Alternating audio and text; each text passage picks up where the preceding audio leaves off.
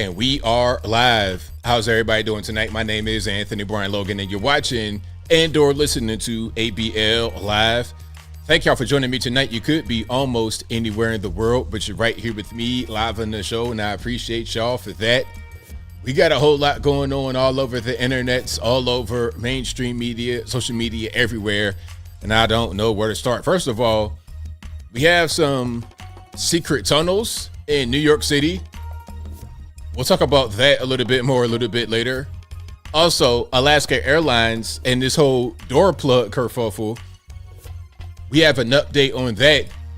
A pretty insulting update. We'll get to that a little bit more a little bit later. Also, Lloyd Austin, our defense secretary, sixth in line of succession, secretly went to Walter Reed to get a treatment. We have an update on that story as well. We'll talk about that a little bit more a little bit later. Also, the courtroom jumper, the courtroom attacker in Las Vegas was back in action, and they threw the proverbial book at him. We'll talk about that a little bit more a little bit later as well. Also, Fani Willis, the Fulton County District Attorney, is allegedly fornicating with a prosecutor that she brought on board to help prosecute the election interference case that involves one President Donald J. Trump. Allegedly, she's engaging in some Ilhan Omar. My husband is my consultant. I'm funneling campaign money through him to go on lavish trips and vacations and things of this nature. We'll talk about all those things and more on tonight's episode of ABL Live. And thank y'all again for being here. You guys are the best audience anywhere on these internets. If you like what you're hearing thus far, please give the video a thumbs up, like the video, share the video, do all of that good stuff. That'll help me out tremendously. Shout out to you guys on the YouTube. Shout out to you guys on the Facebook. I appreciate you wherever you watching and or listening to me right now. Speaking of listening, this is also an audio streaming podcast. You can find me on your favorite audio streaming platforms, whether it be Apple, iTunes, Google Play, Spotify, etc. Link for that will be in the box, or wherever you listen to podcasts. I should be there. Just search ABL Live. I should pop right on up. Now, we got quite a bit to get into. We got a lot of videos I've not shown you yet throughout my regular daily posts. But first things first, shout out to the sponsors. Shout out to PatriotPost.us, your best source of news and information anywhere on these interwebs. Their link will be in the description, or just go to PatriotPost.us right there in your browser and tell them that ABL sent you. Also, go to ablmerch.com. That is ABLMERCH.com. We got the hats, t-shirts, stickers, hoodies, mugs, and more right there on the website, ablmerch.com. Also, go to my regular website, anthonyblogan.com, and go to the front page of the website. You'll find articles for each video that I produce. And in the article, you'll find a decent summary, some links, sources, full video, whatever I can post on the website legally, I'll post there. Some things YouTube won't let me. Some things are copyright restricted. Some things they want to try to gatekeep or whatever. Everything will be right there on the front page of the website, anthonyblogan.com. That is ANTHONY, the letter B, LOGAN.com. Also go to anthonyblogan.com/contact to find all my social media accounts, my Facebook, Instagram, Twitter, not going to call it X. All that good stuff is right there. Also, my email address, my snail mail address, meaning my P.O. box. Everything will be on the contact page, anthonyblogan.com/contact. And as I say every single stream, please don't get scammed out there. There are imposter ABLs floating around the interwebs, especially on YouTube. And the easy way to identify these people is whenever I release a new video and you comment on the video, then someone replies to your comment who may look like me. They may have stolen my picture. Their name may look like mine, but then they're saying, hey, if you send me $5 million, I will give you $5,075 in return. Great deal, ain't it? Just email me at this sketchy email and let's talk on WhatsApp with a 45-digit phone number, and I will make sure you get all of your $75 back from your very small investment of $5 million. Now, obviously, I'm exaggerating, but you may get some kind of proposition like that. Please do not talk to these people. Do not engage these people. Do not send money. Do not send a gift card. Don't send them anything. If you want to support me, there's ways to do it on the website. There's ways to do it right here on this particular video. You got super chats and things of this nature, but don't send some random fool some money in a sketchy email. I'm a Nigerian scammer and I rob people for a living at gmail.com, or I'm in Lithuania right now and I weigh 17,500 pounds at outlook.com. These are fake emails. Please, please, please don't get scammed. This is 2024. We're in a brand new year. Nobody has any time for that. So we got a lot to get through today. And I thank you guys for being here.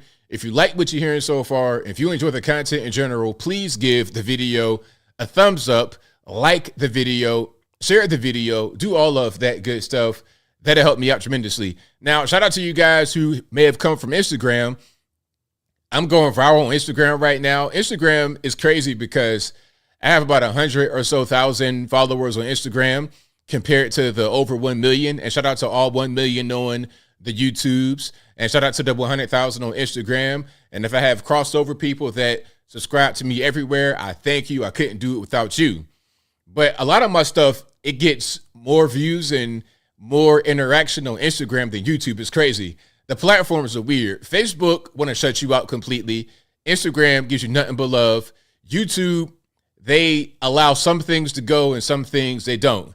It's really, really a weird game on the internets.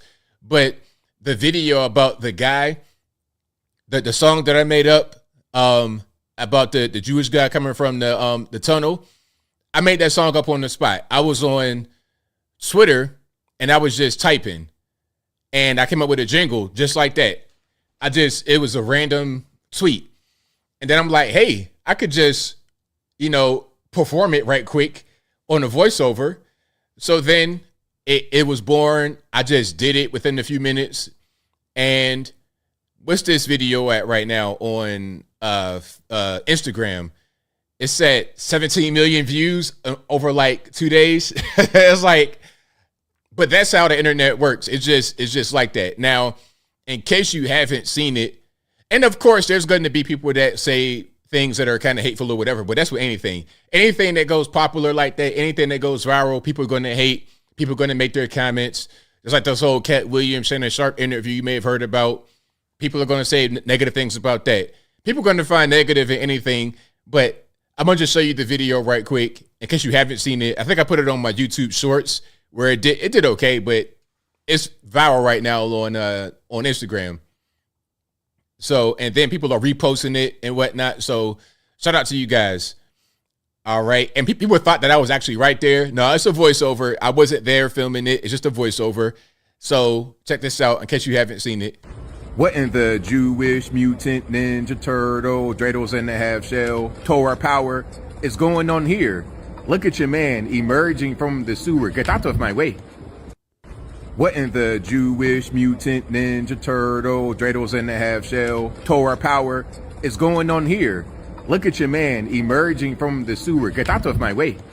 So when I was doing the voiceover, I was trying to time it perfect to where the get out of my way was at the very end. So it ended perfectly at the end of my voice.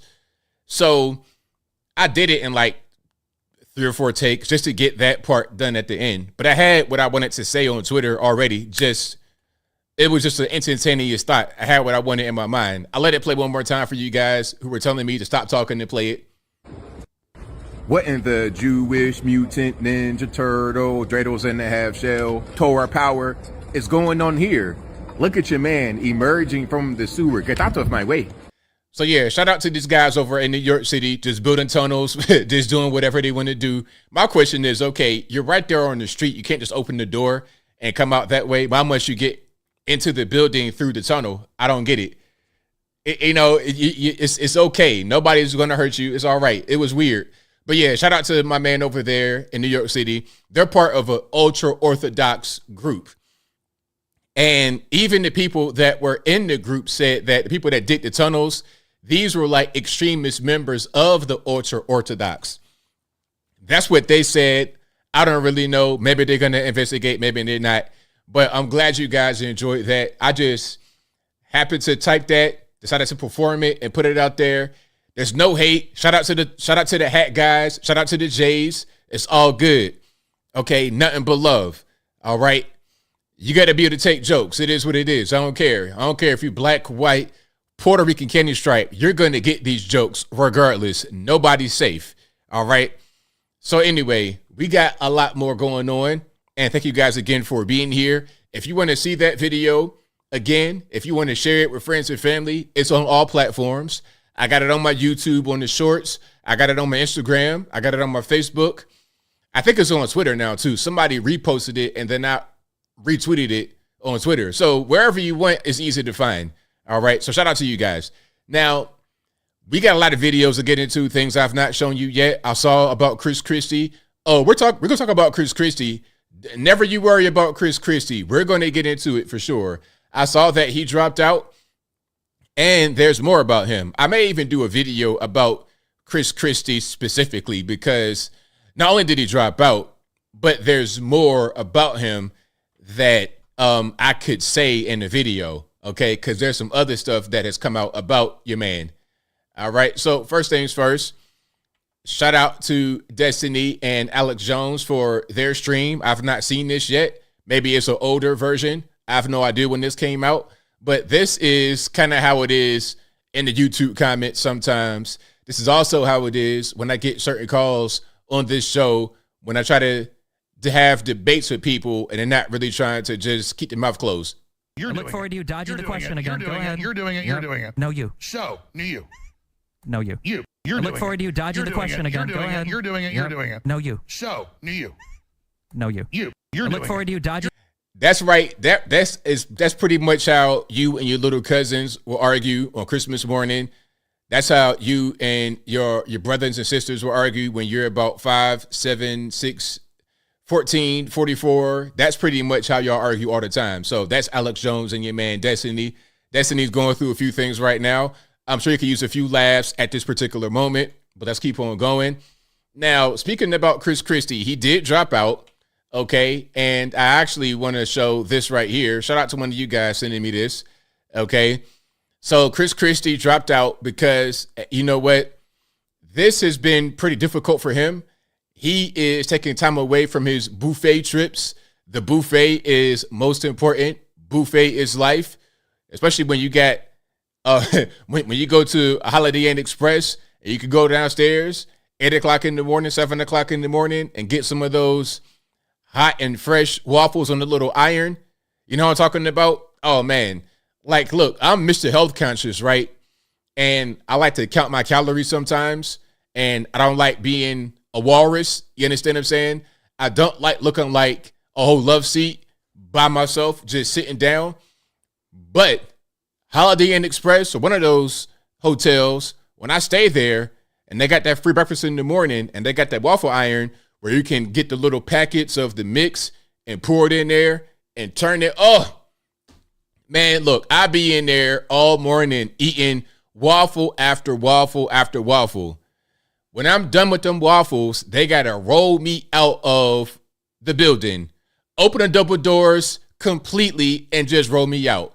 So your main man, Christie, has dropped out of the race officially, and he's back to the buffet line with his pal, Stacey Abrams. That's right. They're going to tear all the buffets up on the Eastern Seaboard. Okay, ain't going to be no more muffins, waffles, donut holes, bacon, sausage, eggs, nothing, no more when he and his road dog, Stacey Abrams, are through. All right, now let's get a little bit serious. Shout out to the Hodge twins. He got caught on the hot mic talking about Nikki Haley. Oh, yes, he did. Now, this has been confirmed because I was wondering, okay, is this AI? Is this real? But I did my research. Like I did my research on this. It was on New York Times. It's everywhere. All major news outlets are reporting it. he got caught on the hot mic talking about Nikki Haley. She's going to get trashed. And he also spoke about how much she has fundraised, which kind of explains a lot. And my question is, how did she raise so much money? Who's giving her this money? But I digress. You know, forget she spent $68 million. Yeah. I mean, we spent like Well, when you give land to China and places like that. Yeah, that's what you get. Yeah. Yeah, I mean, look, she spent $68 million so far, just on TV. Spent $68 million so far, $59 million by DeSantis. And we. So you heard that.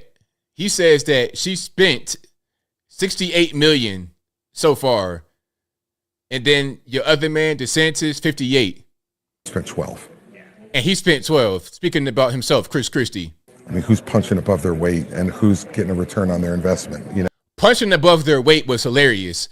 I think everybody punches above their weight when it comes to you, Christie. I don't think anybody weighs more than him in the history of presidents. I don't think so. My man right here is a super heavyweight, but I'm okay. Let's get serious. you know, and she's going to get smoked. And you and I both know it. She's not up to this. she hasn't even been And challenged. she's still 20 points behind Trump in New Hampshire, right? Yeah. And, Oh, yeah. And he's still going to carry Iowa, right? Yes. Oh, I talked to DeSantis called me, petrified that I would. He's probably getting out after Iowa. Well, So that's where it cuts off. Now, I'm sure that DeSantis will be done after Iowa. He's done because there's no way, there's no way that anybody can reach Trump. Nobody's anywhere close to Trump. So at a certain point, you got to drop out. I mean, there's no other choice. I mean, you could keep on going and keep the grift going, but everybody knows that you don't have a chance. So yeah, shout out to Christie on the hot mic again. That's a real thing. I verified it. I fact checked it because you know how things are. When you don't see someone's face and you got artificial intelligence and voice recognition, voice remapping, and it could have been a fake. No, that's 100% real. You heard what he said. He was like, look, Nikki Haley, she's going to get smoked. She has no chance. She's 20 points behind and DeSantis will drop out. So, I mean, the last man standing will be Vivek, and I think he could be a dark horse to be Trump's VP pick, perhaps. That's a possibility. But anything beyond that, I don't think anybody has any chance of doing anything aside from Trump.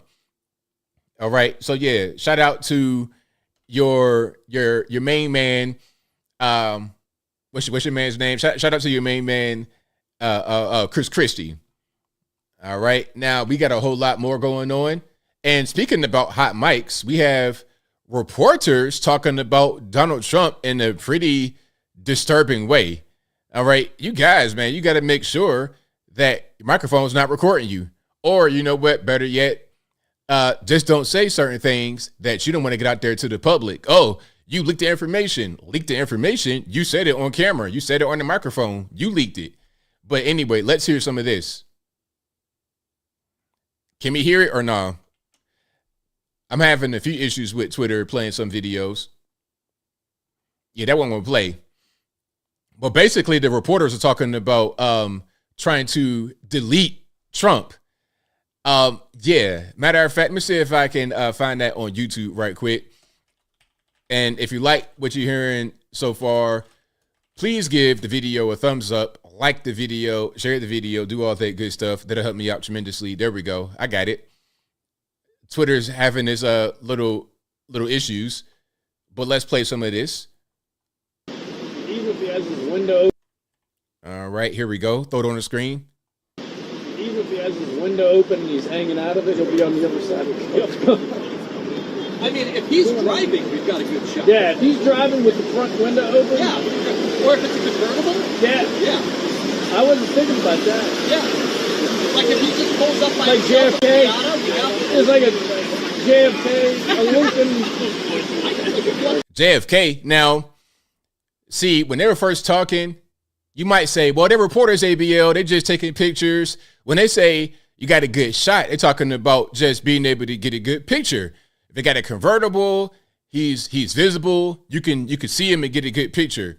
But JFK, why would you bring up JFK in the convertible talking about he's out the window, you get a good shot. What does that mean?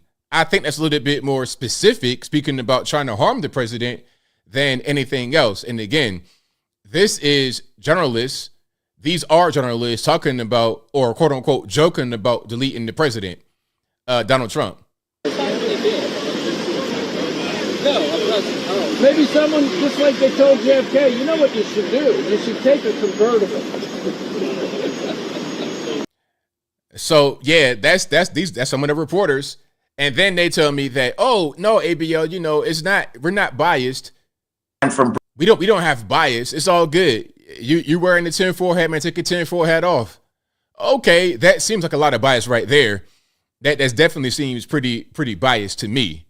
Now, speaking about more bias and speaking about the quiet part being said out loud, the migrant crisis rages on. We all know what's happening with that. We're just letting everybody come over. The border, there is no border. Okay, all you got to do is just walk over the fence, walk through the fence, and you'll get the Olay treatment from the federales right there on the border. Come on in. It's all good. You want to just do whatever you want to our country. It's no problem. Come on through. It's fine. We'll take care of you. That's the message that you're going to hear at the border. You're going to see it at the border. And when you want to do things to stop that, speaking about Texas specifically, you're getting sued by the federales.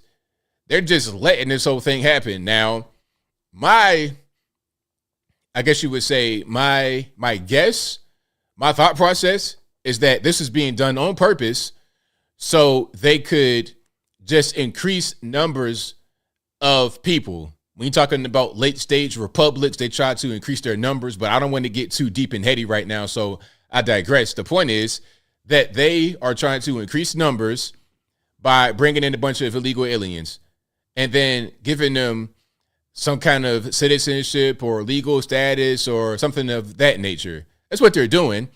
Now, here is a New York State Rep, Yvette Clarke, from Brooklyn, talking about how this could benefit her district. Straight from the proverbial horse's mouth. Let's check it out. I'm from Brooklyn, New York. We have a diaspora that can absorb a significant number of these migrants. And when I hear colleagues talk about, the doors of the inn being closed, no room in the inn, I'm saying, I need more people in my district, but just for redistricting purposes. And those members could clearly fit here. I'm from Brooklyn, New York. So, I mean, did you hear it? Hey, I'm in Brooklyn, New York. We're talking about we have a capacity for these migrants, and bring them onto my district. We need the people for districting purposes. Now, what does that sound like to you? What does that sound like to you? That sounds like gerrymandering. Maybe I'm wrong about that. Anybody that's legal, anybody that knows more than I do, anybody that's more intelligent than myself, please feel free to comment. Is that gerrymandering or no? That's what it sounds like. You want to bring in all these people for the purposes of districting. All right, so what's that? She's saying the quiet part out loud. So there you have it. I mean, that's straight from Brooklyn, New York City, and you're wondering why these kind of things are happening. It's being done on purpose. They need the people for a lot of different reasons, for cheap labor, for districting purposes. I've said it once, and I will double down on it. The migrants are the new slaves. They're the new slaves. It was the same thing during slavery, where you would pack a district with these people to increase your power in Congress. And then it got so bad that they had to have the 3/5 compromise, where you couldn't just pack your district with slaves, people that you purchased, and have them count as people because they couldn't vote. They had no say, so it didn't really matter. But that's going on. And now they're bringing in the migrants for the same thing. Okay, we're counting them on the census. That's going to increase the population, and we're going to be able to have that bolster us up. We're going to get more money. We're going to get more things. That's part of the whole purpose. They're the new slaves. They fit a specific purpose. They're being used for a specific purpose. Okay, you have human beings who are easily just used as pawns on the chessboard. It's simple. Regular normies can't necessarily be used so easily. Well, some of us can, but not so freely. You can't just move 100,000 normies on a bus to New York City and then they're going to be cool with it. I know I'm not going to go, hey, they say, you know what, ABL, we're going to just pack you on the bus and you're going to go to New York City. I'm like, no, I'm good. I'm right here. I'm straight. I don't need to go to some housing project in Queensbridge, New York City. I'm good right here in my house and whatever I got set up.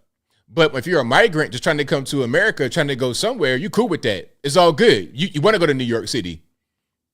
See how that works? But I digress. Now, we have what appears to be an insurrection. And we see these kinds of things all the time in local government, state government, all over the country. And it's been happening for years. But it's only an insurrection when we do it or when we are accused of doing it. But when they do it, meaning the left, it's not really an insurrection. And as a matter of fact, it's sometimes called something else. It's sometimes called something else, as Pramila Jayapal erroneously stated. And you know what a Freudian slip is? Or Freudian slip, when you say something accidentally, but you probably were thinking it. You probably, again, said the quiet part out loud. You were speaking your thoughts, although you wanted to just say something different. And without beating around the bush, pardon the expression, let me just play what she said. Then we're going to get to the actual insurrection. We're all outraged about many things, but if we're going to talk about outrageous things that have happened or things that have never happened, let's talk about the fact that President Trump incited an erection. Maybe that too. I beg your pardon? Shut up, silly woman. I think we're all outraged about many things, but if we're going to talk about outrageous things that have happened or things that have never happened, let's talk about the fact that President Trump incited an erection. Maybe that too. Okie dokie. So, hey, speak your mind Wednesdays, I suppose. Just say whatever's on your mind. Just, apparently she was trying to say Trump inspired an insurrection, but her mind was thinking about something else. Like, hey, right when I get done with this meeting, I'm taking this suit jacket off and going over there to do something a little different. Okay, we're not going to be politically motivated for too much longer. We're going to go over there and do a little something else. And that was U.S. House Rep Pramila Jayapal from Michigan, right? If I'm not mistaken. Shout out to her. All right. Now let's get back to an actual insurrection. You were trying to find that word, Pramila Jayapal, insurrection. Cool. Let's go to the actual insurrection. All right. Here we go. And by the way, this is going to be in Colorado, the Colorado capital. Shout out to Denver. Shout out to all the crack kids in Denver.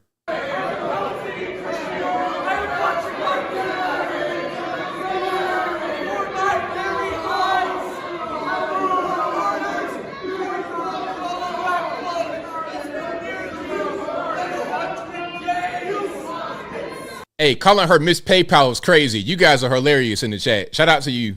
You guys are the best. Whenever I'm trying to do this show, I got to keep focused on the videos and my content, because if I go see the chat, I'm going to bust up laughing.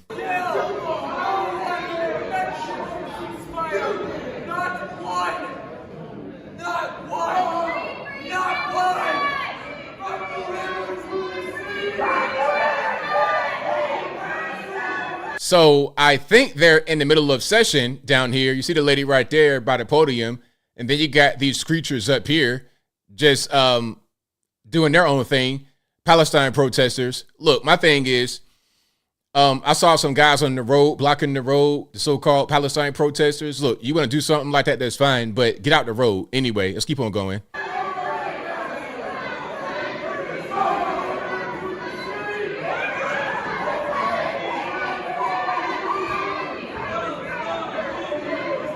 So that's Colorado State Capitol. They're trying to have their regular government proceedings, and then you got these screechers up here talking about Palestine. All right, look, you want to fight for Palestine? Okay, that's great, but you're kind of in the way. Now, here we go with another situation similar to this. This is going to be in San Francisco. They just voted 8-3 in support of a ceasefire resolution. Now, I don't know what kind of power San Francisco has in a ceasefire over in the Middle East, but they voted for it, okay? So let's check it out.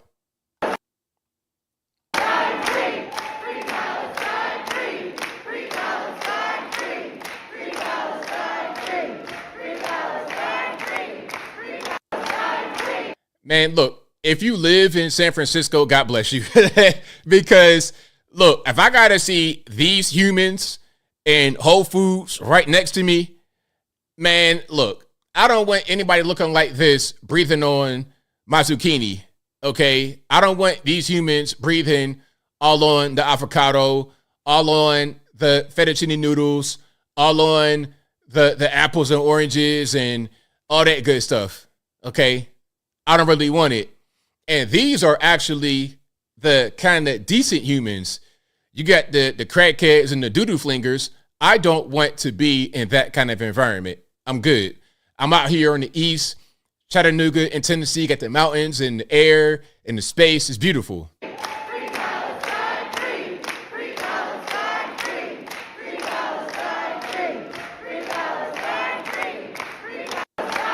Hey, guess that baby's gender. I bet the mother doesn't know what the baby's gender is. I bet they have no idea. I bet we got a they, them right there in that pouch. So, yeah, pray for the baby. Now, I have more. I have some cringe, actually. If you thought that was cringe, you ain't seen. Look, if you thought that was cringe, you ain't seen nothing yet. And as a matter of fact, I was going to get to that in just a second, but I got to get into it right now, okay? Now, this is an older video, but it's making its rounds. This came out back in October of October of 2022. So about a year and a half ago, this came out, but we're going to watch it together because I cringed when I saw it. So you're going to cringe as well. You ready? Now let's read what this says here. Identity Politics. It's a song. Oh yeah. Get ready for a nice song. Identity Politics. From Amendment Righting Our Wrongs by Melissa Dunphy. Text by Stacey Abrams, Melissa Dunphy, and Ida B. Wells. I'm sure Ida B. Wells did not sign off on this. I don't think Ida B. Wells came back from the upper room and say, okay, go ahead and rock out. But this is being done by the All Souls Choir, Jen Heyman, conductor, Devry Lewis, cello. Check it out. You ready?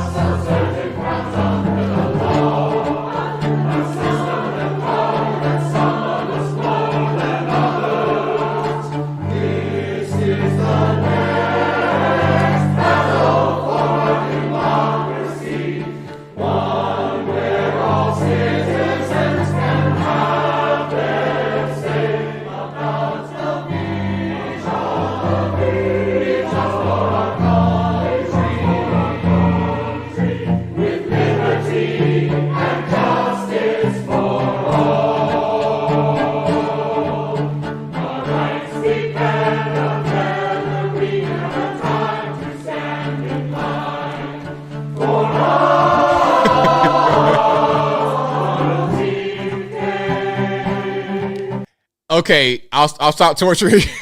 I'll stop torturing y'all. But yeah, if you thought you've seen cringe, you've not seen cringe yet. So yeah, these are the kind of things that they are singing about. And the crowd is so diverse, ain't it? The people that talk about diversity, equity, and inclusion is like projection. Okay, you got a 98.9% white crowd. No racist. I'm just saying they're the ones talking about diversity. You got a dib and dab of others in there, a little smidge of others in there. But yeah, shout out to them. All right. So are you going to go see them live? If they come to your town, are you going to go watch them live? You're going to pay a few ducats in the bucket to hear them perform? I don't know about y'all, but I think I'm good. I'm good to go. All right. So shout out to them. Shout out to them. Again, what was this called? Identity politics. I guess it's about voting, things of this nature. Yeah. Being able to afford ID. Look, if you can't afford ID, that means you smoke crack for a living and you're just lazy on top of that. Not only are you a crack smoker, but you're a lazy crack smoker. People that smoke crack are able to get all kind of benefits from the government, in which you got to have some kind of ID. They're able to get all types of checks and things of this nature. They got money, they got cell phones, but they can't get an ID. Come on, man. I'm not trying to buy it. You got these crackheads out here that literally smoke the Hunter Biden collection of crack every day, all day, and they got money for that, but not money for our ID. Please be serious. I see some of these street interviews, and then they'll ask them, hey, how much do you spend on drugs per day? $200, $500, more than what the average normally would spend on the regular everyday expenses they spend on their drugs, but they can't afford an ID. Please stop playing games. Let's just stop the madness, okay? If you want to steal the election, if you want to rob people, just say that, but I digress. If you like what you're hearing so far, please give the video a thumbs up, like the video, share the video, do all of that good stuff. That'll help me out tremendously. Now, we got a lot to get through. We're going to get to Hunter. Matter of fact, I kind of want to scoot to Hunter right now because I have some video already queued up. This is perfect. And then we're going to get to some other stuff. We're going to get to Aaron Rodgers. Big up to Aaron Rodgers, one of the best quarterbacks of our time, of history. Okay, now speaking about crack rocks, somebody asked him, what kind of crack does he smoke? That was a silly question because, I mean, I didn't know crack came in flavors like it was a vape. You got cherry crack and grape crack. I had no idea, but watch it. Check it out. Okay, we're not going to play that video either. That's crazy. I queued it up and it didn't want to play. Twitter's having some issues with the videos, but I think I'm going to be able to find it here. Okay, so reporter Hunter crack. Yeah, we're going to find that right here. All right, let me see if I can just pull it up a different way, and then we'll keep on rocking and rolling. All right, it's not my hearing, but I'll attend if I invited to. He was issued 2 laws. That ain't it. Be careful of the officers. Yes. Be respectful. Hunter Biden was when Mr. Crane started speaking. Why did you leave when Mr. Crane started speaking? Despite this, Republicans are you sought to use. Could you please? I'll answer your question. Be quiet and let me make a statement. What kind of crack do you normally smoke, Mr. Biden? Let me start again. Hunter Biden was. You heard it pretty loud and clear, didn't you? That was pretty loud and clear. I mean, it's funny when you hear like a bunch of noise and it's kind of hard to tell what's going on. And everybody's shouting things all at once, talking all at once. You can't hear anybody. But in that brief moment of silence, you're able to get the question across that you can hear loud and clear. It's like being at a concert with 10,000 people, and then somebody says one thing that everybody hears. Let's run that back one more time, shall we? Despite this, Republicans are sought to use. Could you please? I'll answer your question. Be quiet and let me make a statement. What kind of crack do you normally smoke, Mr. Biden? Let me start again. Hunter Biden was and is a private citizen. Despite this, Republicans have sought to use him as a surrogate to attack his father. And despite their improper partisan motives. So here's the thing. Here's what happened. There's one of these hearings, yet another hearing. And I said in my video, the hearings are kind of pointless. Like either you're going to arrest him or you're not.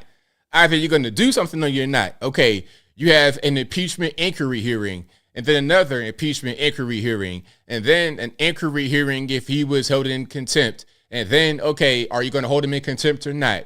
Then there's backdoor meetings. Then there's public meetings. And the situation with Hunter, Republicans wanted him to go behind closed doors and testify in the impeachment inquiry hearing against his father because of the whole 10 for the big guy, foreign investment deals, all this, that, and the third. That's what they wanted him to do behind closed doors. Now, my question is, why would they want him to testify behind closed doors? I want to see that right in front of my screen. I want to see that streaming on YouTube for free. Okay, matter of fact, you know what I want? I want to get a link directly from the U.S. government that I can use to stream it with you guys if you want to watch it. If you guys want to watch Hunter Biden get questioned, I want to stream link directly so I can comment on it. That's what I want. Matter of fact, have it be a circus. If it's going to be a circus, let it be a circus. Have them go where the Washington Wizards and the Washington Capitals and the Washington Nationals, have them go where they play, and then do it right there with a whole audience of people. You could pay tickets and you could stream it, do whatever you want to do. What's the point of having it behind closed doors? Why? See, Hunter said, nah, I don't want to talk behind closed doors. I want to talk in public. That's the conflict over his refusal to comply with the subpoena. But here's this, though. If you're a regular normie, as he says that he is, a private citizen, you can't just do stuff like this. You can't just pop up at your own hearing, at a hearing about you.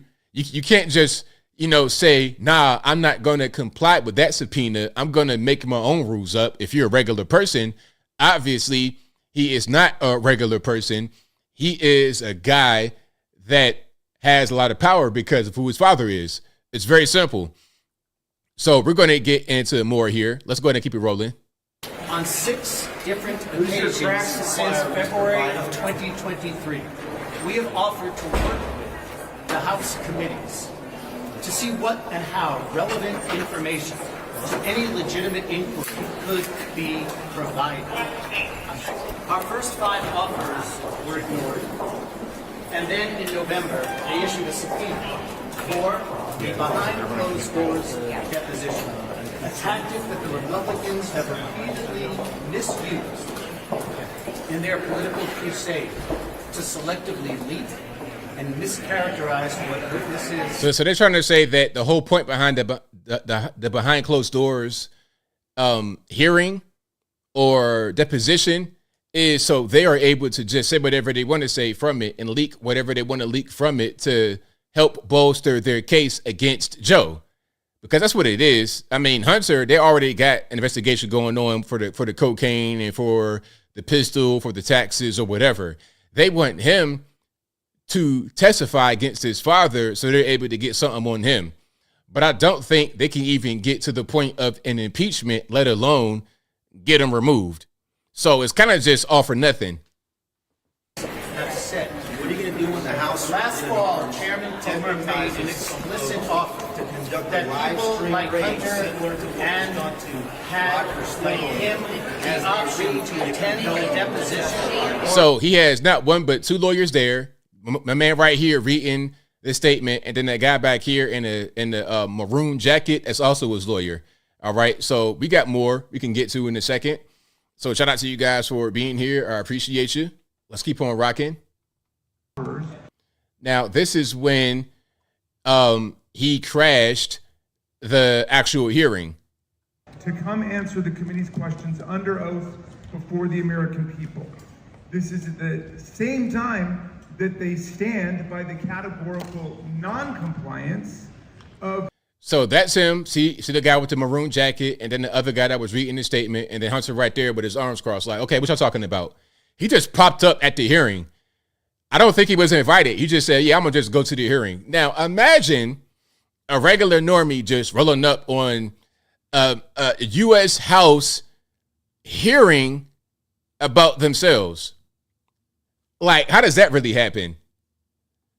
It's crazy, but hey, when you're Hunter Biden, when you're Joe Biden's son, you could do whatever you want to do, right? Oh, but I'm a regular citizen and treat me as such. Really? Okay, sir. Republican members of Congress, like Mr. Jordan, who have material information about... There you go. See, they go a little close-up of him. Just hanging out, chilling. The violent attack... One moment. The cameras cannot be in the well. Cameras cannot be in the well. Cameras... So there's more we're going to get into. And if you like what you're hearing so far, please give the video a thumbs up. Like the video, share the video, do all that good stuff. That'll help me out tremendously. Now, Hunter showed up as the hearing was going on after they already started, and then he left during the hearing. I think he was being questioned by Marjorie Taylor Greene, and then he decided to just walk away. Either he was being questioned by her or she was saying some things to him. I don't think he actually said anything in the room. Not that I can recall. I don't think there's any kind of microphones in front of him. He was just in the audience. Like, he wasn't in the position to testify or to speak. He was just chilling, watching what was happening. So watch this.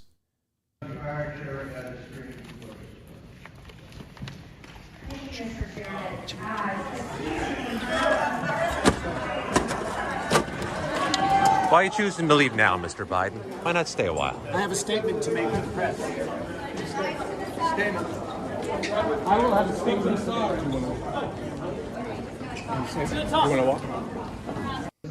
So he just rolled out. So they were in the middle of the whole hearing. Everybody's in there. Got the press. You got the governments, all these people, and he just gets up and leaves. And then everybody's all, oh, why are you leaving? Why would he stay? Obviously, what he's doing is a show of force. Look, I do what I want to do. I'm Hunter Biden. Yeah, I smoke crack. Yeah, I had a pistol. Yeah, I get money overseas. Yeah, I gave 10 to my dad. So what? What are you going to do about it? And that's a good question. What are you going to do about it, Republicans? Oh, you're going to get guys like my man from New York, George Santos. You want to get him out the way. Speaking about George Santos, you want to get Kevin McCarthy out the way and then put a guy who's 10 times worse, and Mike Johnson.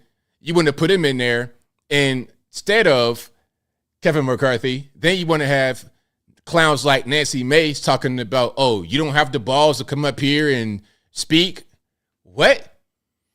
Why would he? You think you're gonna be able to intimidate somebody or try to shame them into speaking when they got two lawyers right here on the side of them, when they grew up their whole life in politics? You think he might be a crack smoker, but he's not a complete moron.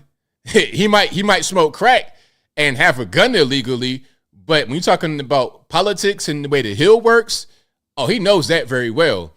Understand this. Hunter Biden is 53 years old, if I'm not mistaken, 54 years old.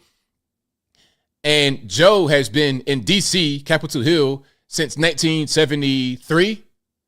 So for his whole life, he's been around all these people. He knows how the whole game goes. You think you're going to be able to come in here and intimidate him into speaking? Please, be for real. Be serious. Come on, man. And if you had anything, he would have already arrested him. So my thing is, rather than just doing all this grandstanding, go ahead and arrest him or don't. Personally, I think he should be arrested. Same thing for his father. But are we going to do it or not? Because if we're not going to do it, then I'm not really trying to hear all the talking. I'm not trying to hear all these silly questions. Oh, what kind of crack do you smoke? Ha ha. But we know he smokes crack. Can we get him locked up? If it was you or I, we wouldn't be having a conversation like this. We already be in the penitentiary making big rocks to little rocks. We will already be right there. But him, do whatever you want to do. But I'm getting triggered, so I digress. Now, let's talk about your main man, Aaron Rodgers. I believe if he's not in the Hall of Fame right now, he will be. One of the best quarterbacks to ever do it. Longtime Green Bay Packer. He, I guess, is a recurring guest on the Pat McAfee show, or was. And if that's incorrect, please let me know in the comments. But he will no longer be on the show, at least for the rest of the year, because he said some things on air that Pat McAfee didn't like. Or here's something else. The Pat McAfee show is on ESPN, okay? So if you go on ESPN and say certain things like, you know, about the vax and about Jimmy Kimmel, and hold on, there's a feud between Jimmy Kimmel and Aaron Rodgers. What network is Jimmy Kimmel on? Is he on ABC? I just want to make sure I'm saying the right thing here. So, Jimmy Kimmel Live, that is on ABC. Okay.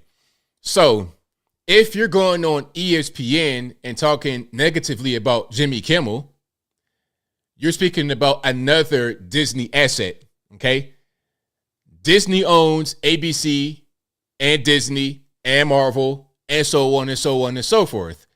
So if I'm the big boss, Bob Iger, I'm like, look, I got this guy going on my network talking about the vax, and I probably got stock in the vax in a negative way. Then you're trashing one of our assets, Jimmy Kimmel, on ABC. You gotta go. So the call probably came from the big boss, Bob Iger, the head of Disney, that says, hey, Pat, Aaron's got to go.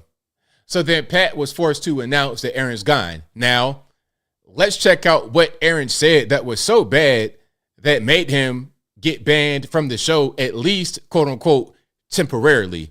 Let's check it out. Everybody who dealt with the draconian measures, and that's my last point, then I just want to fucking move on. But it's like, sorry for the cussing. Don't blame me. Blame the white man. Literally. People are always like, you know, why are you still talking about COVID? Like, why don't you just move on? It's ridiculous. I'm like, well, let's see what happened. They locked everybody up forever. It was supposed to be a couple weeks, right? They locked everybody up. Hundreds of thousands of businesses closed and never opened again. Many of dozens of people that I know in their 30s, you know, who poured everything into these small businesses and restaurants and bars and never opened again. So they lost everything. They're out on their ass, right? The wealth gap got even bigger from the haves and have-nots. They lied to us over and over. They vilified early treatments. They censored legitimate doctors in the space. So far, I don't see anything that he's saying that's wrong. And I'm having to pause a little bit here because they might want to give me a copyright, but I doubt it. I think we'll be okay. So shout out to Pat McAfee. Shout out to ESPN. Don't give me no copyright because you're triggered about what I'm saying. Like Dr. Peter McCullough, like Pierre Corey, Dr. Corey, like Dr. Robert Malone, who allegedly was there in the beginning of the mRNA technology, and so many more people than that. The Alex Berensons of the world, the Weinsteins of the world, who were like writing about this, talking about this. Not hard. Brett Weinstein. Oh, okay. Yeah. I was about to say, I was about to check you. They're getting nervous. You see my man Pat McAfee. Look at the body language, doing all this jazz, bracing himself in his chair. They're getting nervous because he's getting way too close to the truth here. Informed opinion about this. I mean, they were arresting people who were surfing in California. They closed the beaches.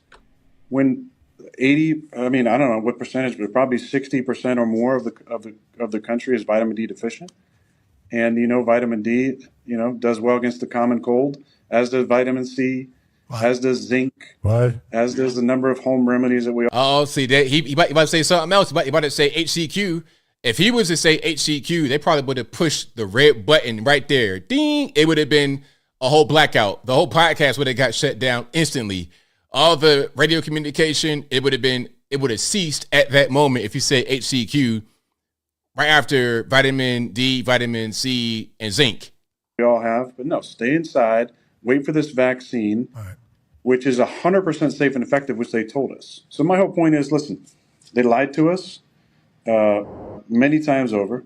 They locked us up. They closed our businesses. They increased the mental health issues exponentially. Sure did. And I'm pausing because of ESPN being silly like that. But where's a lie? Where's a lie? Why would you be taken off of air for saying this? Why would you no longer be a guest on Pat McAfee's show because of this? Because we got too much interest financially in things that you're trying to. We have too much interest financially in things that you're trashing right now, Mr. Aaron Rodgers. Speaking about Disney, that's what they would say to him. The rates of suicide went way up, and they're just like, they vilified us. The draconian things that ridiculous. Shut down. You know. Oh, see, they messing with them. See, they were getting them right there. They was like, okay, let's pause, let's pump the brakes on this guy. We lost billions of dollars. It's not, there's no NFL owners who are mad about this now that we look back and go, oh, well, maybe we could have stopped this with a little like early treatments, or like not giving remdesivir and a ventilator to these patients. Maybe like treat it like the common cold, where you have symptoms and you start doing something about it. You treat it, and yeah, I have a problem with that because now people are just like, oh, just move on, just brush it on the rug. It's like. So that is what he said about the vax and the lockdowns, things of this nature. Now, you find me anything he said there was false. Find me anything he said there that was false. I'd be waiting. And he also has a beef, an ongoing feud with Jimmy Kimmel. So those two things right there prompted Pat McAfee to say that Aaron Rodgers is no longer a guest on his show for the rest of the year. So there could be a temporary ban, but it's a ban because he said things like that on air. You can't do that. You can't go on TV and tell the truth when the truth interferes with the bottom line. When you say things that are true, when you have an opinion and the money's affected, now we got a problem. But if you like what you're hearing so far, please give the video a thumbs up, like the video, share the video, do all that good stuff. That'll help me out tremendously. Shout out to Cool Jamie76 who says, I'm a Nigerian. Does that make me a scammer too, huh? Oh, my friend, you're not a scammer, huh? You are the leader of the scammers. My friend. I beg you are the leader of the scammers. Nobody can outscam you. You are the leader. Hey, call them off, huh? Call your scammers off and tell them, do not harass the ABL Live viewers. Do not harass the viewers, huh? We're trying to get money on the show. We're trying to keep money in our pockets, huh? We cannot have these scammers come through and do this to us. So yeah, call your cousins and them and tell them stop, man. Now I'm playing. Like, that's why I say the Nigerians, because we know how the Nigerians are. Come on. Like, I've had Nigerians tell me, like, I'm going to tell you a story. And I'm going to get a little personal, but it's nothing crazy. This is a real story on everything. Now, I was on a date with a young lady many moons ago. And she's Nigerian, like from Nigeria, meaning she just got here recently. And she was already, we're both full grown adults. And she said that she was on a dating app and she was speaking to a guy on there. And she said everything was so good and it was too good to be true. And as they were talking on the app exclusively now, she said that she revealed that she's Nigerian. And then the guy was like, oh, really? Me too. And then he let it hit her. I cannot do it to you, my sister. I was going to scam you, huh? But I cannot do it. I cannot do it. The guy was literally trying to scam her on the app. But then when she said I'm Nigerian, he was like, nah, I ain't gonna do it. So I'm saying, this is what y'all tell me. That's what you guys tell me. And I ain't talking about a guy or girl that's been raised here in America. I'm talking about a girl I spoke to, just came from Nigeria recently, accent and everything, was talking about being scammed by a Nigerian. So yeah, shout out to the Nigerians though. I don't want to pick on just the Nigerians. Well, I always say the Lithuanians too. So if there's any 5,000-pound Lithuanians in the chat, I apologize. I don't mean no harm. And shout out to the Nigerians. You guys have amazing food. I love it. You guys are great. So shout out to you. And the best accents in the entire continent, okay? Number 2 might be South Africans, but number 1, the Nigerians. Better than the Ghanaian, the Ivorians. You guys are the best. So shout out to you. All right. But if you like what you're hearing so far, please give the video a thumbs up, like the video, share the video, do all that good stuff. That'll help me out tremendously. All right. Now let's keep on rocking and rolling here. And where are we at now? And shout out to you guys on Facebook. Shout out to Christine. Shout out to Wade. I appreciate you all over there. Shout out to me, Windsor. Thank you. Thank you. Thank you for the stars. I appreciate y'all for doing what you do. I really, really appreciate you. And if you're on Facebook, please get the video a share, get the video a thumbs up, good comment, whatever you can. I'd appreciate it. Now let's keep on rocking and rolling here. So illegal aliens took over a school and forced the kids to stay home for a day. New York City. Let's watch this. Wow, Twitter. Come on, Twitter. I need you to tighten up. But I know what the video is. And I'm going to just tell you what it is before we get to it. So this is Madison High School in New York City. So the Floyd Bennett Field, that had some kind of issue. And migrants from that facility were taken to a school, and the kids who went to the school were forced to stay home for the day and do quote unquote remote learning. And some are going to say, well, that's not really a big deal, ABL, it's whatever. But look, check it out. If they could do that for one day, then they could do it for more than one day, and they can do it again. And then what's next?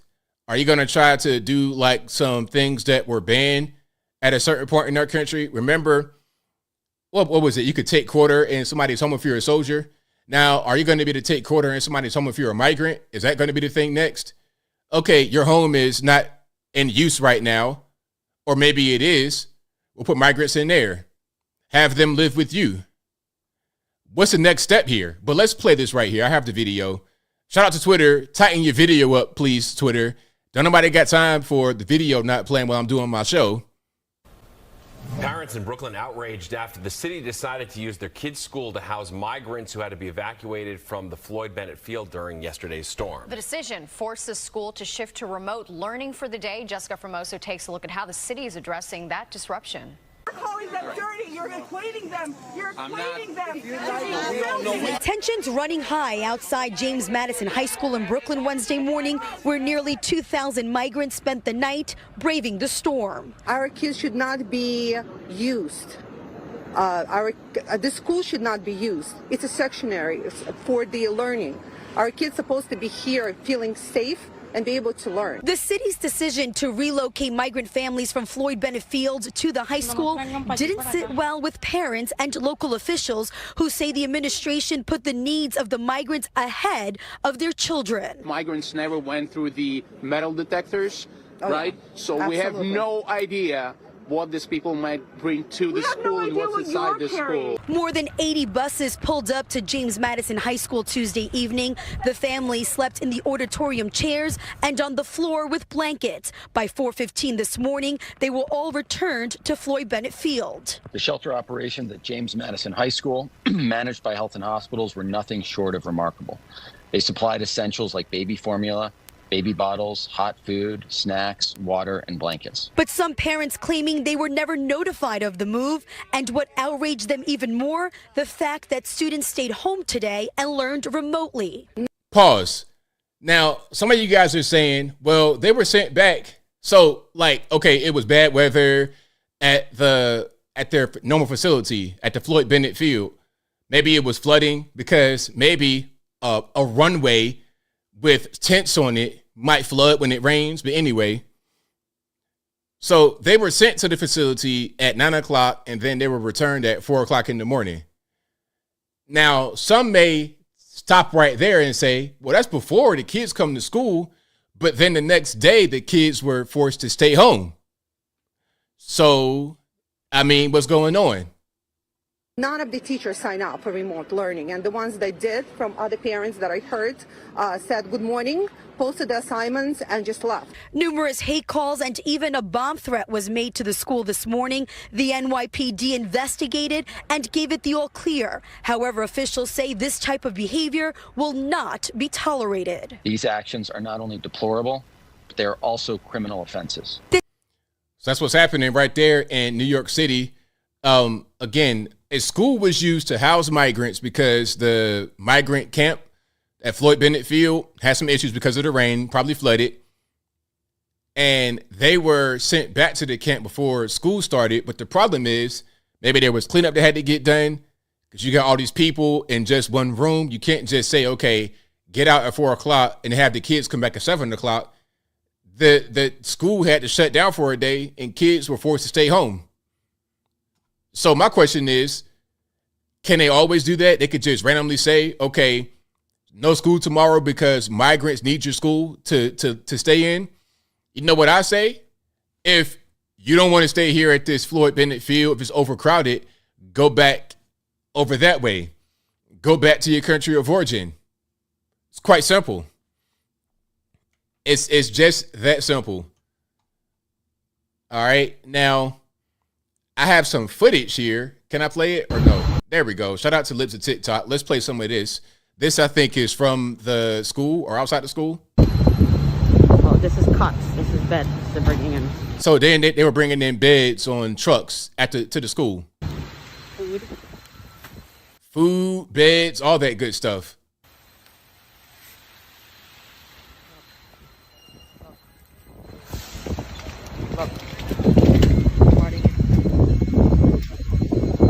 Now, if you're going to do all that, there's no way you're going to be able to have the kids come back to school the next day. Why not? Why not? I got to see where my tax dollars are going.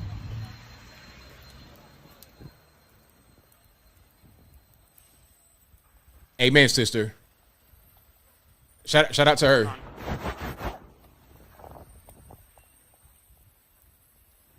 See, that's what's happening out there in front of the school. They're bringing in cots for migrants to sleep on, food for migrants to eat, all that good stuff in there. Now, I'm not sure. We're going to fast forward a little bit and go to a different school. I'm not quite sure where this is, but schools have other issues to deal with, and then they got to be set up with the migrant crisis on top of that. There's a bunch of other things going on with schools, including stuff like this. And I don't know where this is or when this was taken, but let's go ahead and throw it on the screen. Somebody is acting a complete fool.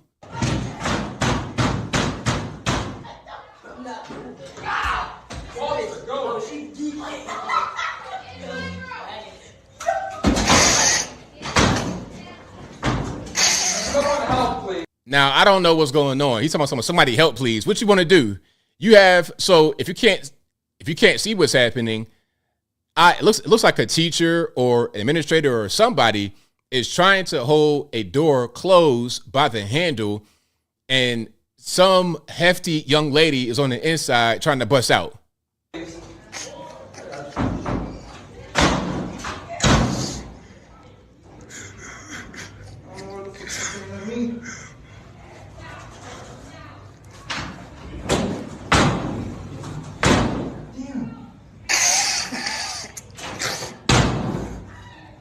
Weird bitches in school. Yo, I tell you what, you guys better you guys better hang on for dear life, because if she gets out of that room, oh my goodness, that's gonna be a rough day for anybody that's gonna be in her way. You're talking about the juggernaut in there. Okay, do not let a juggernaut get loose.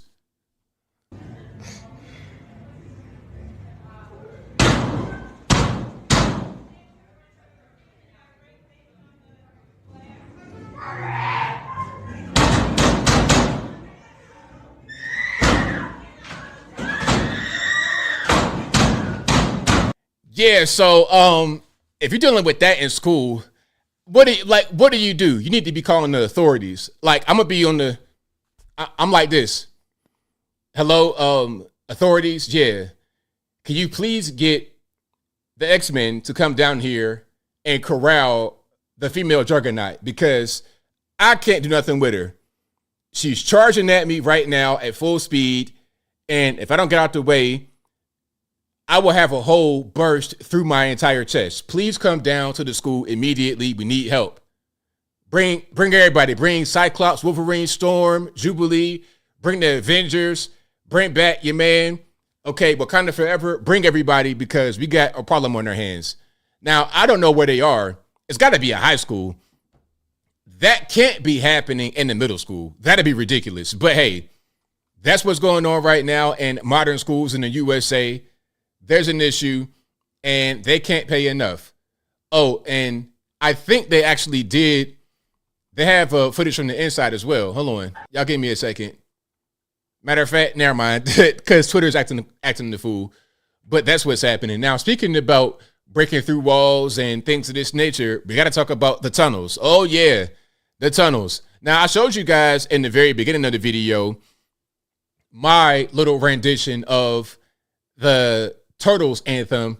Jewish mutant ninja turtle, Drados in the half shell, Torah power. Now we're going to get into what was actually happening while my man was emerging from the actual ground. What was the purpose? What was the reason? What's going on? Now, let's get an inside view. Now, what you have right here is the Shabbat Leibovitch headquarters in Crown Heights, Brooklyn. You have Orthodox Jews, and their facility has an illegal tunnel. Now, you guys, if I'm wrong, please correct me. But there was two explanations floated. One was that they dug the tunnel illegally because of C-19. They were being harassed during C-19 because they were gathering when you couldn't gather. But the news reports say that this tunnel was started 6 months ago, long after the C-19 restrictions. So maybe it was inspired by C-19, but it was not because of C-19. Okay. Now, the allegation is that there were some quote unquote rogue students in the headquarters who dug the tunnel to get to the women's side. It's all kind of allegations. Now, what happened was a regular person who's not one of the people in this community thought he was hearing people in his house. I think it was on Twitter. Somebody was like, yeah, I keep hearing Yiddish under my floor. I live on the first floor and I don't have a basement. So what's going on? Am I going crazy? I'm not crazy. These guys were digging under his house, under where he lived at, his building or whatever. Again, these tunnels are illegal. And I think that was discovered when contractors came and they were trying to do some work with a water line and they found a tunnel. New York City is densely populated. If you dig in a tunnel, you're not like digging a hole on the beach, making a sandcastle. You're going to be interfering with stuff, with people's property and power lines and water lines and all kind of infrastructure. So let's watch some of this right here. You see the open hole right here. There was a facade of some kind of, just like some kind of fake wall. And in the fake wall, you have the concrete cement structure that was being tunneled out. Hey, we need to expand something. Not like this. Apartment of buildings. Not safe. We don't do that in America. Yeah, we don't do that in America, man. You can't just make tunnels. You know what I'm saying? And then there's all kind of excuses. Oh, they had to because of the old country. Look, man, we're in New York City. Okay, you can't just do whatever you want to do wherever you want to go. Like, we got laws here, man. I mean, come on. Now, what the problem was, there was like a little riot here, small riot, because the police came to fill the tunnel. My man, first of all, you're damaging the infrastructure of the city and you are compromising your own building's structure. You see some of these buildings that have been collapsed in New York City. It's a lot of old stuff. You dig in tunnels, you could cause stuff to collapse, might cause roads to collapse. You can't just do stuff like this. Why? We need to expand something. Not like this. Apartment of buildings. Not safe. We don't do that in America. We don't do that in America, man. So shout out to the cops. Shout out to NYPD. All right. Now, we have more videos, of course. And if you like what you're hearing so far, please give the video a thumbs up. Like the video, share the video, do all that good stuff. That'll help me out tremendously. Now, when the police were trying to come to actually have contractors, if I'm not mistaken, fill this tunnel up, a lot of the guys in this community physically put themselves inside the tunnel to prevent that from happening. So now you're seeing guys being taken out of the tunnel. Okay. Again, this is Shabbat Leibovitch headquarters in Crown Heights, Brooklyn, New York City. And if I said that wrong, y'all let me know. Yes, I did see the soiled mattress. We'll get to that in a minute. Y'all hang tight. I showed it in my video. I know you guys really want to see it. I showed it in my regular video, but we'll get to it in a second.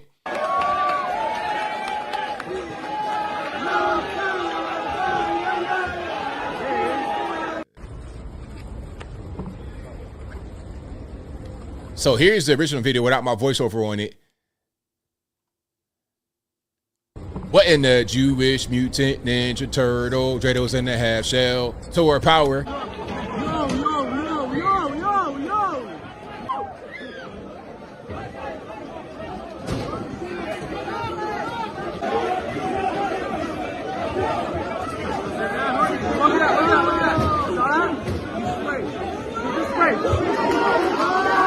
So they got sprayed right there.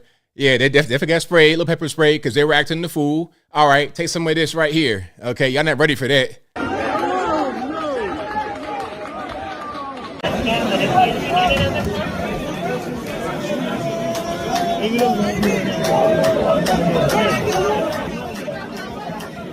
RP headphone users.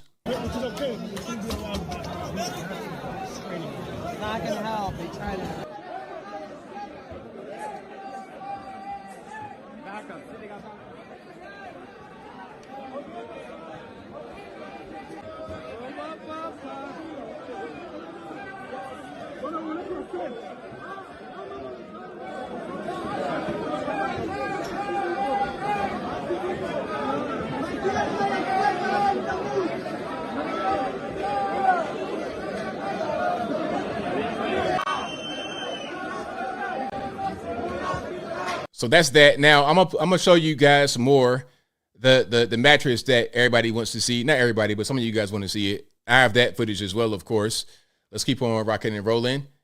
And also, they fixed that grate that the man came through, because the grate that the guy, the Jewish turtle guy, he came through the grate that I guess they had sawed open, and they're now fixing it.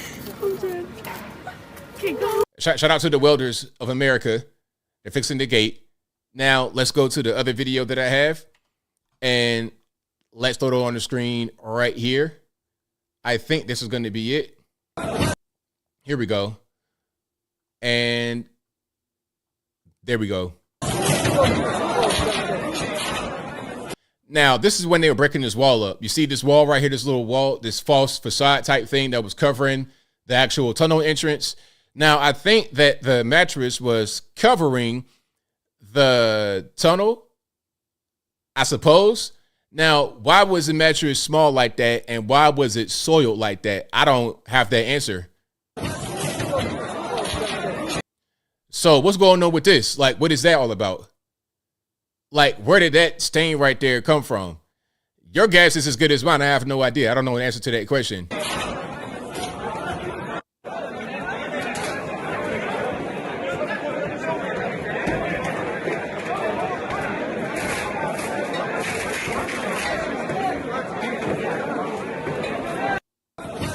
So that's what's happening. Again, these guys are like Orthodox. It's like 20,000 of them in New York City. They've been in Crown Heights for forever. That's like their little area, their neighborhood. You see them all the time with their hats and everything. All right, so that's what's happening. There was 10 arrests as a result of this, because of they were acting up in the building, and they were digging the tunnel illegally. So we'll see if that goes anywhere. If there's any like prosecution or whatnot. I'm not quite sure what the charges would be, but yeah, that is the extent of that. You have secret tunnels under the Shabbat Levovich building in Crown Heights, Brooklyn, New York City. All right. So shout out to the Jewish Mutant Ninja Turtles, dreidels in the half shell, Torah power. I wish I had the music. Oh my god, like the instrumental, that'd be perfect. But anyway, I don't want to go too far. Now let's keep on rocking and rolling here. If you like what you're hearing so far, please give the video a thumbs up, like the video, share the video, do all that good stuff. That'll help me out tremendously. Now, we have more here that I really want to get into. There's actually quite a bit. Where do I want to go next? I think I want to go to I want to go to your man, the defense secretary, Lloyd Austin. So that we have an update on Lloyd Austin. So the update is that Lloyd Austin has prostate cancer, or he was treated for prostate cancer. Now, remember, there was this whole big thing about Lloyd Austin going to Walter Reed, the medical center, and people didn't know that he was there. Biden didn't know that he was there. And again, he is sixth in line of command. Nobody knew. He comes back, it's unknown. Then they say he had been treated for prostate cancer. Now, I called that in my video. If you guys watched that video about Lloyd Austin that I made, I said that it could be a prostate issue, it could be cancer. And you know why I know that? You know why I know? He not dead. Shout out to Carl. He not dead. He got treated for cancer, and he might be okay. I don't know what his status is, if he's in remission or what's going on. But here's what's going on. So I knew that it could be prostate cancer because a 70-year-old black man goes to the hospital, gets treated, probably something with your prostate. And I have a theory about why that is, why I know that. I'm not sure I can really say it without being too graphic. But basically, I don't want to be graphic and I don't want to be racist. But I'm going to say what I got to say because I think this is medical information that people need to know. I think when you're dealing with black males, we may have a higher testosterone at a certain point. And if you are practicing retention, you understand what I'm saying? What happens is you can begin to get calcification in your region because your prostate, that's where your seed is produced. So you could begin to get calcification. And if you get calcification, now you got a tumor, now you got cancer. Now, I'm no medical professional, so I don't want nobody trying to say, ABL, what medical journal did you read? What classes you go to? I'm just saying, I already knew when they said he's 70 years old, black male, in the hospital, untreated, prostate cancer. I already knew. Because you're not getting enough of those, sent off. You're not sending enough of your soldiers to war. Put it to you that way. You have your own personal soldiers in your nether regions. You're not sending enough to war. They're just in the igloo, chilling, freezing, and they keep piling in there. Now you got this big mass of soldiers frozen. Now we got this big mass that's breaking the igloo. Now you got a tumor. Now you got cancer. That's called prostate cancer. Am I wrong? What? That's why I already knew what it was when they said it. I could put two and two together. So it is what it is. Byron says, ABL, you speak truth. Asians have increased lactose intolerance at older age. I'm just saying. And I'm not trying to be racist. I'm not trying to do anything like that. I'm just saying this is a health thing that I know, that I've known for a long time. All right. Yeah, 70-year-old black man. I've seen this a lot. Whenever you see a celebrity, like an older celebrity, a black male celebrity, and they say that, oh, he's going through a medical issue, or they say that an older black male celebrity has cancer, you could pretty much bet that it's prostate cancer.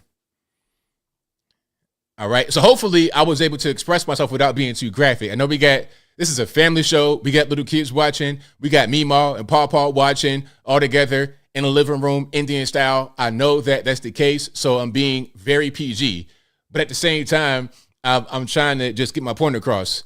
Shout out to EMA. I don't want to pronounce your name and get it wrong, but yeah, I did not read any medical journal. This is just the book of ABL speaking at you live on the YouTubes. And if you like what you're hearing so far, please give the video a thumbs up, like the video, share the video, do all of that good stuff. That'll help me out tremendously. Okie dokie, let's keep on moving here. And there's more. Now, shout out to my man right here on the road. I was speaking about this earlier about these protesters out there getting in the way. Look, you may have a cause that you feel passionate about. You may think that what you are interested in is more important than others and what they got going on with their lives. You may think that, but it's not the way that things work. You live in society with other people. You must be courteous to other people, meaning, hey, if I'm trying to drive and you're in the street, I need you to get out the street. There was a dude riding his bicycle on a narrow street right in the middle of me. And I got the Mustang. Listen, I mean, that man heard all the horses. He heard all of the horses galloping at once when I zoomed around him. I wanted to clip him, but that was devil on my shoulder speaking at me, and I ignored it. The devil was right here on my shoulder. The devil said, ABL, when you pass him, I need you to nudge him with your rearview mirror. Just the rearview mirror, just nudge him. Just tap him ever so lightly to let him know that he's in the way and he cannot drive his little Tour de France bicycle in the center of the road, blocking traffic. But I was like, you know what? Let's not do that. Calm down, relax. What I'm going to do, I'm going to go around him wide. I'm not going to touch him, but he's going to hear all the horses. Oh, he's going to hear everything. Vroom. He's going to hear everything. You can't just block people's way. All right? You just can't do that. Get out of the road. Get out of the way. Be courteous. Be respectful. Be kind. Even if you don't want to be kind, just get out the way. All right, so let's check this out right quick. You're disrupting traffic, idiots. You can't do that. That's against the law.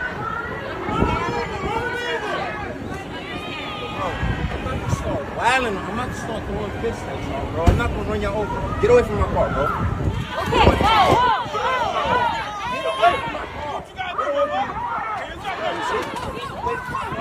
Get away from my car. Get away from my car. Bro, get away from my car. I have a daughter in Brooklyn. Don't touch him. Get in your car. Get the fuck out of the way. Run him over. Don't touch him. Get out of the way. I have to get home. Run him over.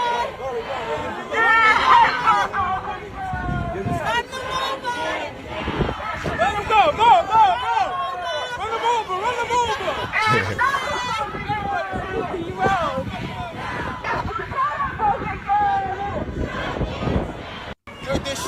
Yeah, so shout out to my man for being able to get through. I feel him. It's like, look, get out the way. You have your cause. Okay, that's fine. You could protest, but just protest over there. Why are you blocking my way? Why? I'm not involved with your protests. Why are you blocking me? I got to go get my daughter in Brooklyn. You're just in the way. Now, I put the video on my Instagram page, and one of the comments said, oh, you guys just worried about traffic, so what? You got Palestinians being massacred. It's like, look. Oh, and then he said, oh, you got Palestinians being massacred, you worried about traffic, and we must do this because that gets people to understand what's going on, and it raises awareness. This is the only way. This is a peaceful way. It's like, look, man, you think that you're bringing awareness to whatever you got going on, and it's a good thing, but all you're really doing is making people hate you. They're going to hate you and your cause. Okay? They might not even be political, but then all they're going to think about is, I was trying to get home, and these guys screeching about Palestine just blocked my way. And I'm late for work. I might got fired. I'm losing money. All you're going to do is make people hate you for blocking the road, and they're going to hate your cause as well, because they're going to associate with that negativity. They're going to associate that with the road being blocked. It's not traffic. You're just blocking the road. And at a certain point, that's called false imprisonment. You're committing a crime. Get out the road. So, and they're lucky he didn't put the pedal to the metal and just go for it, because that could have happened as well. Hey, devil could have come back like, yo, man, just put your foot through the floor. Put your foot on the pedal and push it through the floor. But again, Nah, Dover, we're not going to do that. We're going to get out, we're going to confront, and we're going to go through. But they say, Palestine, let's get out and confront. We're not going to put the pedal through the floor. But some guys, they'll do it. Some guys will do it for sure. All right. Now, do you guys think Michelle Obama wants to run in 2024? Do you think she's going to be your candidate for 2024? We all know about Biden. This guy is on borrowed time. I mean, I don't know how we still hanging together. I'm going to use a movie reference. You guys probably haven't seen it, but I'm going to describe it for you the best way I can. Eddie Murphy, Vampire in Brooklyn, early 90s, starring, I think it was him. I want to say Robin Givens. I don't think it's Robin Givens, though. Who was in Vampire in Brooklyn with Eddie Murphy? I got to figure out who was in that movie. And don't worry, I know I'm kind of like all over Angela Bassett. Shout out to Angela Bassett for kissing that lady. Was it her or somebody else? Hold on. I'm all over the place. Yeah. Angela Bassett decided to kiss Regina King on her lips while receiving the Oscar. I'm not going to play that, but people were like, oh, Angela Bassett had to kiss that lady because that's what you got to do in Hollywood. You got to do some LGBT type stuff, all this, that, and the third. Now, my thing is, how do you know she's not already been doing that for a long time? We know how Hollywood is, okay? We know how it is. We know that that's what they do, okay? Hold on. I'm going to show you guys just something else, but not the kiss, so you can kind of understand what's going on. I know I'm kind of bouncing a little bit, but I'll come right back to where I want it to be. So it says Angela Bassett did the right thing. Finally, an Oscar honoree kissing Regina King. How is that the right thing? This is LA Times, by the way. How is that the right thing? Now, they're not showing the kiss right here, but this is the moment where they share a kiss. Now, I think that Angela Bassett, Regina King, all these people, they probably been doing this. When you were in the Hollywood industry, the music industry, you're not making a bunch of money when you first start, especially. So the question is, how are you going to be able to get your parts? How are you going to be successful? How are you going to rise to the top in an industry controlled by certain people? Okay.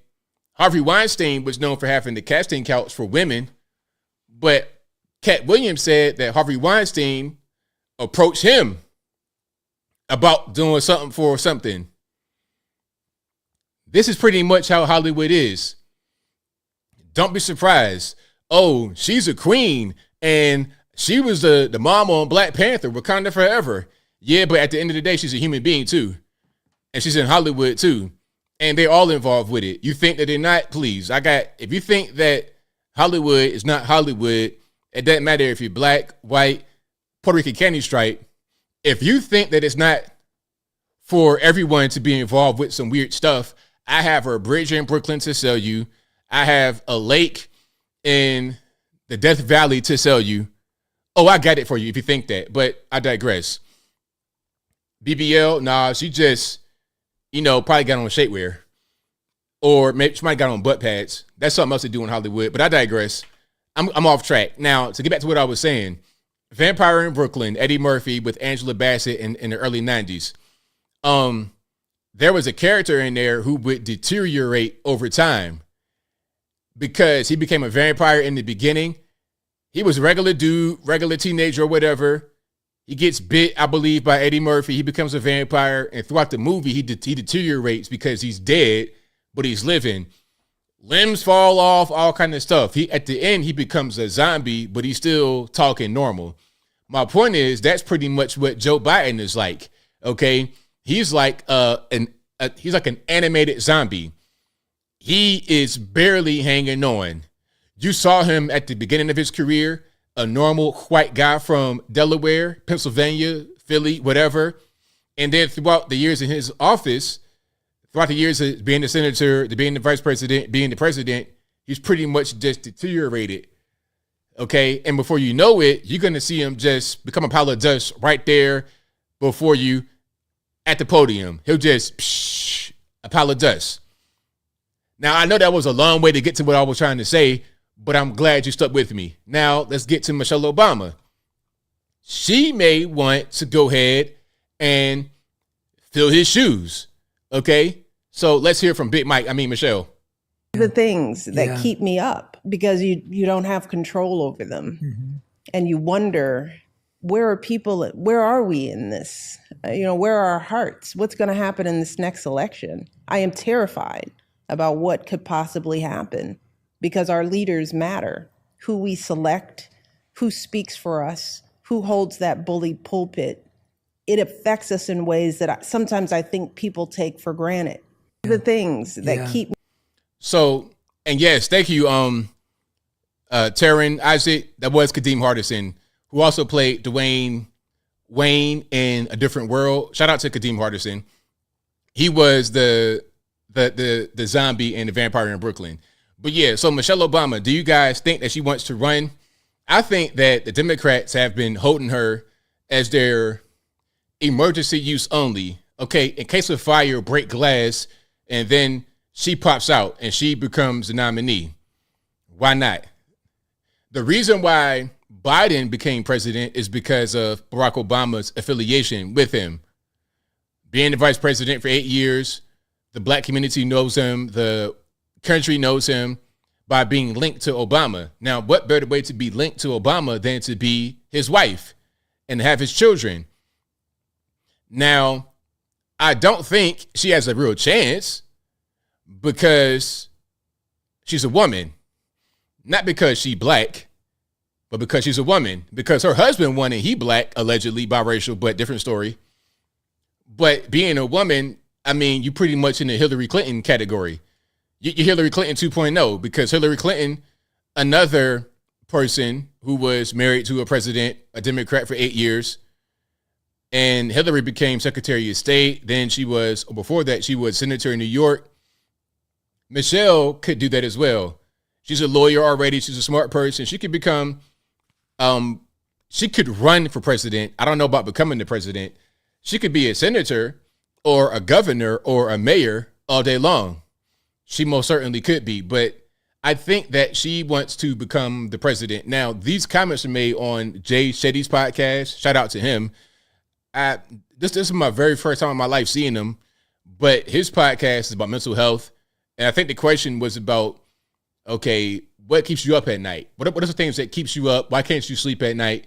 And then she got into the political conversation. So I think she might want to run if your main man, Joe Biden, can't go. And again, I don't know how much time is left on that clock, man. But if you have a hourglass, the sand is pretty much expired. Okay, you got about 15 grains of sand left, and it's going to be a wrap. And at that point, I don't know what they do. They're going to try to give him another shot, give him a little bit more time to keep rocking and rolling. But yeah, it's pretty much a wrap. That guy is on his literal last leg. So we're going to see we'll see what's going to happen, whether it'll be Michelle Obama. And if it's not her, then who? Marianne Williamson, Robert F. Kennedy, Epstein Island, Robert F. Kennedy. I don't know about that one. But anyway, I digress. If you like what you're hearing so far, please give the video, a thumbs up. Like the video, share the video, do all that good stuff. That'll help me out tremendously. And Kamala Harris, absolutely not. Kamala Harris is not liked by anybody. She polled at 0% when she ran for president in 2020. And that was before we really got to know her. Now that we know her, she's liked even less. Nobody likes Kamala Harris. Maybe some folks in the black community that think she's black still. But okay, if your mom is from India with the red dot, and your dad is Jamaican, also probably of some partial Indian ancestry and white, like you're not 100% black. Like her father is not even my complexion at all. And I'm not 100% black. I'm probably about 80%, 85% black. How do you combine biracial black, white, other, and Indian and get black? Tell me that. That's that Jim Crow one drop rule nonsense. That's so stupid. But anyway, she may have some favor among some black folks who think she's black, But not really. Not really, because even though she was running at the time, if I'm not mistaken, the black community still voted for Joe Biden in the primary overwhelmingly over her. So that doesn't make a difference. They don't really see her as black. They will see Joe Biden as more black adjacent because he was Obama's vice president for 2 years than Kamala Harris, who sometimes claims to be black or a person of color. It was crazy when they got her elected. She's the first Asian American, huh? So you're gonna claim Asian American, person of color, biracial, woman, minority, all of that. That's like a DEI dream. You get all of that wrapped up in one. That's crazy. But anyway, let's keep on going here. Now, can we get to your man? We got to get to your man who tried to delete the judge or tried to attack the judge over in Nevada. All right. Now, this is the guy. Hold on. I got to find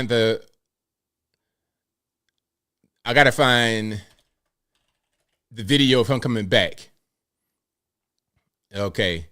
I had it, but then it left for some reason. Y'all give me a second. Here it is. So here's your man back at it. He jumped over the bench, attacked the judge. And I said it right then when it happened. I'm like, okay, why is he not actually shackled up? Why not shackle him up? What's going on? Okay, what I'm gonna do, I'm gonna show you Judge Judy, what she said. And then I'm gonna show you pardon me, the update. Because in this video they have, wow, okay, my window's messing up. In this video they have the original attack, and then we're gonna show him back in court.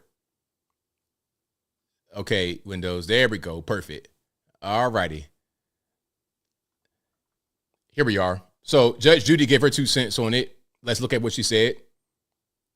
Convicted felon who just recently attacked a judge in Clark County. I saw the video. Insane. What are your thoughts on that? I was actually shocked that this defendant managed to get as far as he did without somebody shooting him. I mean, what she's saying is 100% right. I was on social media. People were like shocked. It was like, oh, why you want to go all the way right there, huh? But seriously, you're going to leap over the bench and attack the judge?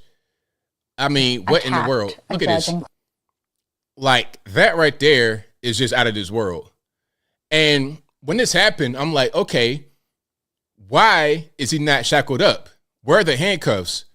Where's his orange jumpsuit? Where's anything? Because by this time, he had already been convicted. The case was over. This was a sentencing hearing. So he's been convicted. All that has to happen now is he gets released or he goes to the penitentiary. There should have been some shackles going on. But of course, there wasn't. And I think the reason why is because of stuff like this. Okay, so they had him back in court. And then look at this here. The comparison. So that's him on the right, obviously, with the spit mask on and I guess like a jumpsuit. And they're comparing it to the slave iron bit. So this is what they would put on slaves sometimes when they were transporting them or whatever. So they were trying to say that's the same thing. So that's probably part of the reason why he wasn't shackled, because they're trying to say it's the same thing as a slave. The problem is this guy had a violent record of attacking people, women, weaker people. That was his record. He was convicted of that while he was in court. It wasn't an accusation. He's already been convicted, and he had been to the penitentiary not once but twice over the same thing. So if there is a pattern of behavior where someone likes to fight and attack people, women especially, maybe you might want to secure him a little bit so he doesn't do it again right there in court. But then people are going to get offended and do stuff like this and say, oh, well, this isn't right. You treat him like a slave, all this, that, and the third. Now, let's go to how he was actually presented in the court of law. Let's check it out. Now, this is obviously after everything transpired.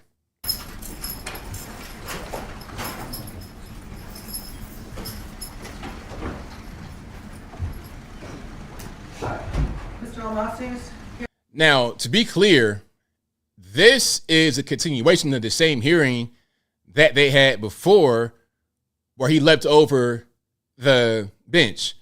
The hearing was stopped because he did that. This, what's happening right here, is the exact same thing that was happening in the leaping video as far as the sentencing. He had already been convicted. Now he's being sentenced.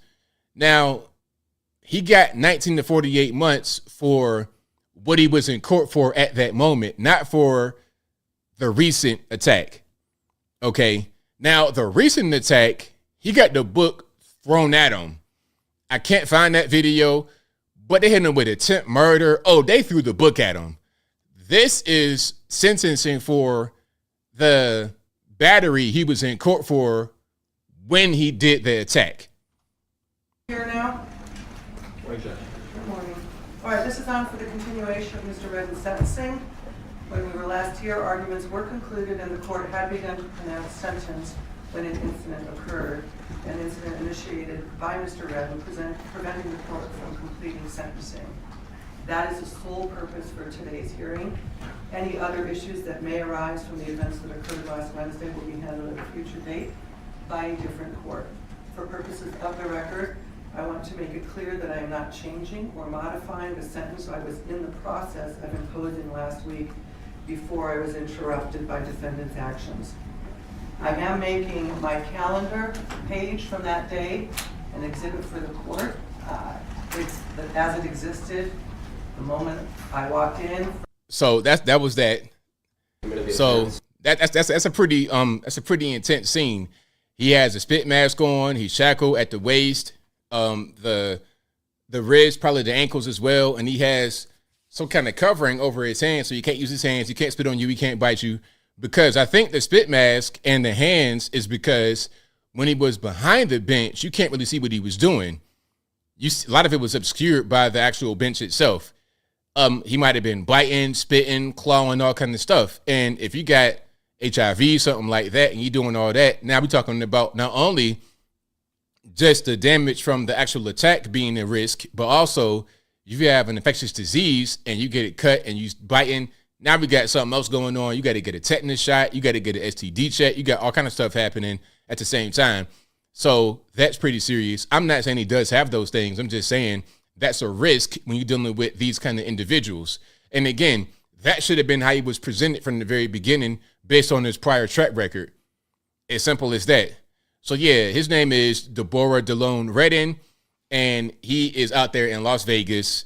Again, his prior conviction that he was being sentenced for when he jumped over the bench, that was in April of 2023. For that, he got 19 to 48 months. The new charges he's been hit with a lot of stuff. I'm talking about attempt murder. Hold on, let me see if I can find the new charges. And if you like what you're hearing so far, please give the video a thumbs up. Like the video, share the video, do all that good stuff. Okay, hold on, here we go. Let me just put this on the screen right quick. These are the new charges. All right. So this is on Fox. He got hit with attempted murder for attacking the judge. Okay. It would be this where you got to show your thing. But you see what I'm talking about. Nevada man who leapt at judge in courtroom charged with attempted murder. So he got quite a bit for the new charges. Attacking peace officers, things of this nature, it's a mess. Now, here's yet another reason why he may not have been in the shackles. This is an old video, but this might be stuff like this is part of the reason why he wasn't in shackles. All right, let's go ahead and rock it. What do you mean we're lucky to be white?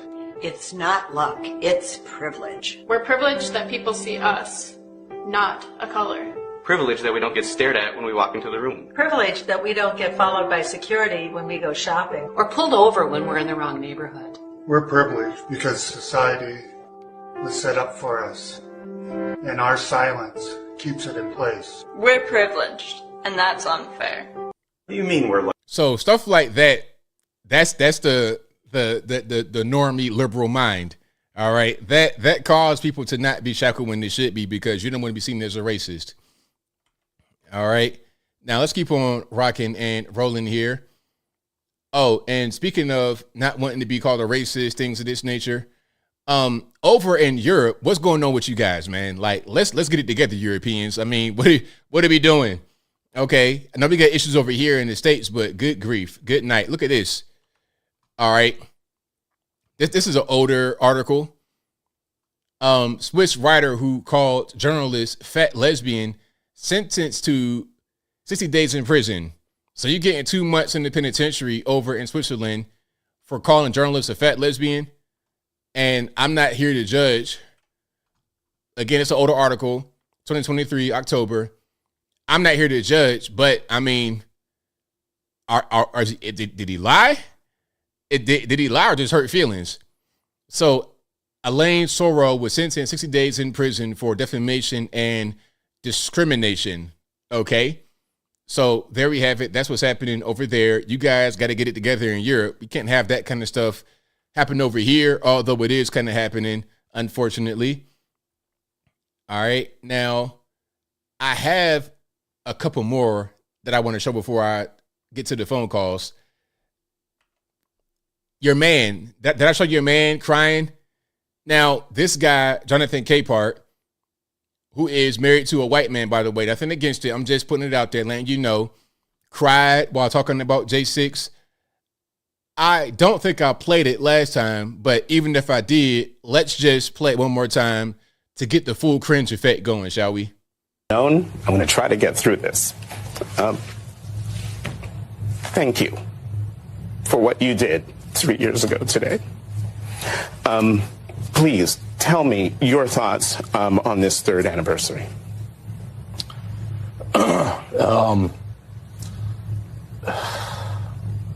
Now, that's Michael Fanone. Michael Fanone is one of the former DC officers who's been really a vocal opponent of Trump and blames him for J6, all this, that, and the third. And the guy who was speaking was Jonathan Capehart, an MS-13 DNC journalist or news broadcaster who began to cry when talking to him. Well, when I say cry, I'm using that in a very loose sense, because I'm hearing crying noises, but I don't see an actual tear formulating. Now, we're not dealing with full 4K quality video right here on these internets, but I don't see any tears. I don't see any boo-hooing. I just hear crying noises. I'm going to try to get through this. Thank you for what you did 3 years ago today. Please tell me your thoughts on this third anniversary. So yeah, shout out to him, and shout out to Shaquille Oatmeal. I played it last week. Well, hey, we got an encore. All right, so shout out to you, Shaquille Oatmeal. Are you any kin to Bart Oatmeal, aka Baron Davis? But anyway, shout out to Baron Davis, former NBA basketball player. Now, I got to get to Fani Willis. I got to get to Fani Willis before we get to the calls. I know you guys, hey, give more time to the calls. Just let me cook a little bit. Let me cook a little bit, then I'm going to get to the calls. Fani Willis. Now, Fani Willis, this is the Fulton County District Attorney. She is the one prosecuting Trump and others under the election interference case. The whole Ruby Freeman, all that kind of stuff happening, okay? So check it out. Now, you see this headline here. Fani Willis, prosecutor in Trump Georgia case, subpoena testify in colleague's divorce. Now, you may be asking me a question. Hey, ABL, why are you showing us this? Why is this relevant? Why is some guy's divorce and Fani Willis? Why is that? Because this guy right here, he is the special prosecutor in the election interference case. he met with the Biden administration 2 times before the case happened. He has been paid $650,000 US from Fulton County DA's office since January 2022. Miss Fani Willis is the one who signs off on those checks from the office. Now, word on the street, rumor has it that these two are fornicating. And as you see, his divorce means he's still married. If you're not divorced, you're still married. Or separated, you're still married. They're not married to each other. He's married to some other lady. And in the meantime, in between time, he's getting cozy with Fani, allegedly. Now, word on the street is that money that he's getting from Fulton County DA's office, the $650,000 and counting, he's been using that to take Fani on trips to wineries in California. They've been cruising the Caribbean. They're doing all kind of stuff on that money, okay? Now, if this is really looked at and they see it for some kind of quid pro quo or like a vendor kickback to an employer, that could be a felony. And also an ethics violation. And it'll make this guy incapable of being a prosecutor on the Trump case. And it'll make Fani like she's corrupt too. So if Fani's a prosecutor, she's the DA, and he's helping her on the case, then they both would not be able to be on the case. And at a certain point, I think the case will fall apart. I think it'll fall apart for sure. And here's this. Why is she being subpoenaed in his divorce if there's no connection? Why? Why? Why would she be called to court? For what? For what? Any of you guys out there, like, if you're watching, lead attorney. If you're watching, you let me know why. Anyone who has gone through this, I mean, I've been divorced, but nothing, I never had nobody come to my court. Like, this right here is something different. But if you know about this, let me know in the comments. Now, here's something else. Fani Willis, again, the Fulton County District Attorney, who is prosecuting Trump in election interference case. Let's keep it all the way focused. Like, this ain't just some regular person. Trump is being prosecuted by this woman. Not just Trump, but a bunch of other people. Now, she was also allegedly linked to a gamer by the name of Donovan Nut Thomas. A lot of you guys like when I talk about this guy, Big Nut. So Big Nut got deleted in 2015, allegedly by a gang called YSL. A guy named Young Thug, a rapper, allegedly purchased the vehicle that was involved in Donovan Big Nut Thomas's death. Now, fast forward 2024, what's the very first case that Fani Willis brought as Fulton County DA? The first big highlight, headline grabbing case, YSL. Now, wouldn't it be a tad bit of a conflict of interest if you're prosecuting the case of a gang that allegedly deleted a love of your life in 2015? I'm just asking the question. And she represented a guy by the name of YSL Mondo before she became the DA as a defense attorney. So if Mondo was telling her certain things about YSL, about his involvement with YSL, and this same gang allegedly deleted her boyfriend back in 2015, wouldn't that be a conflict? Wouldn't that be called for recusal?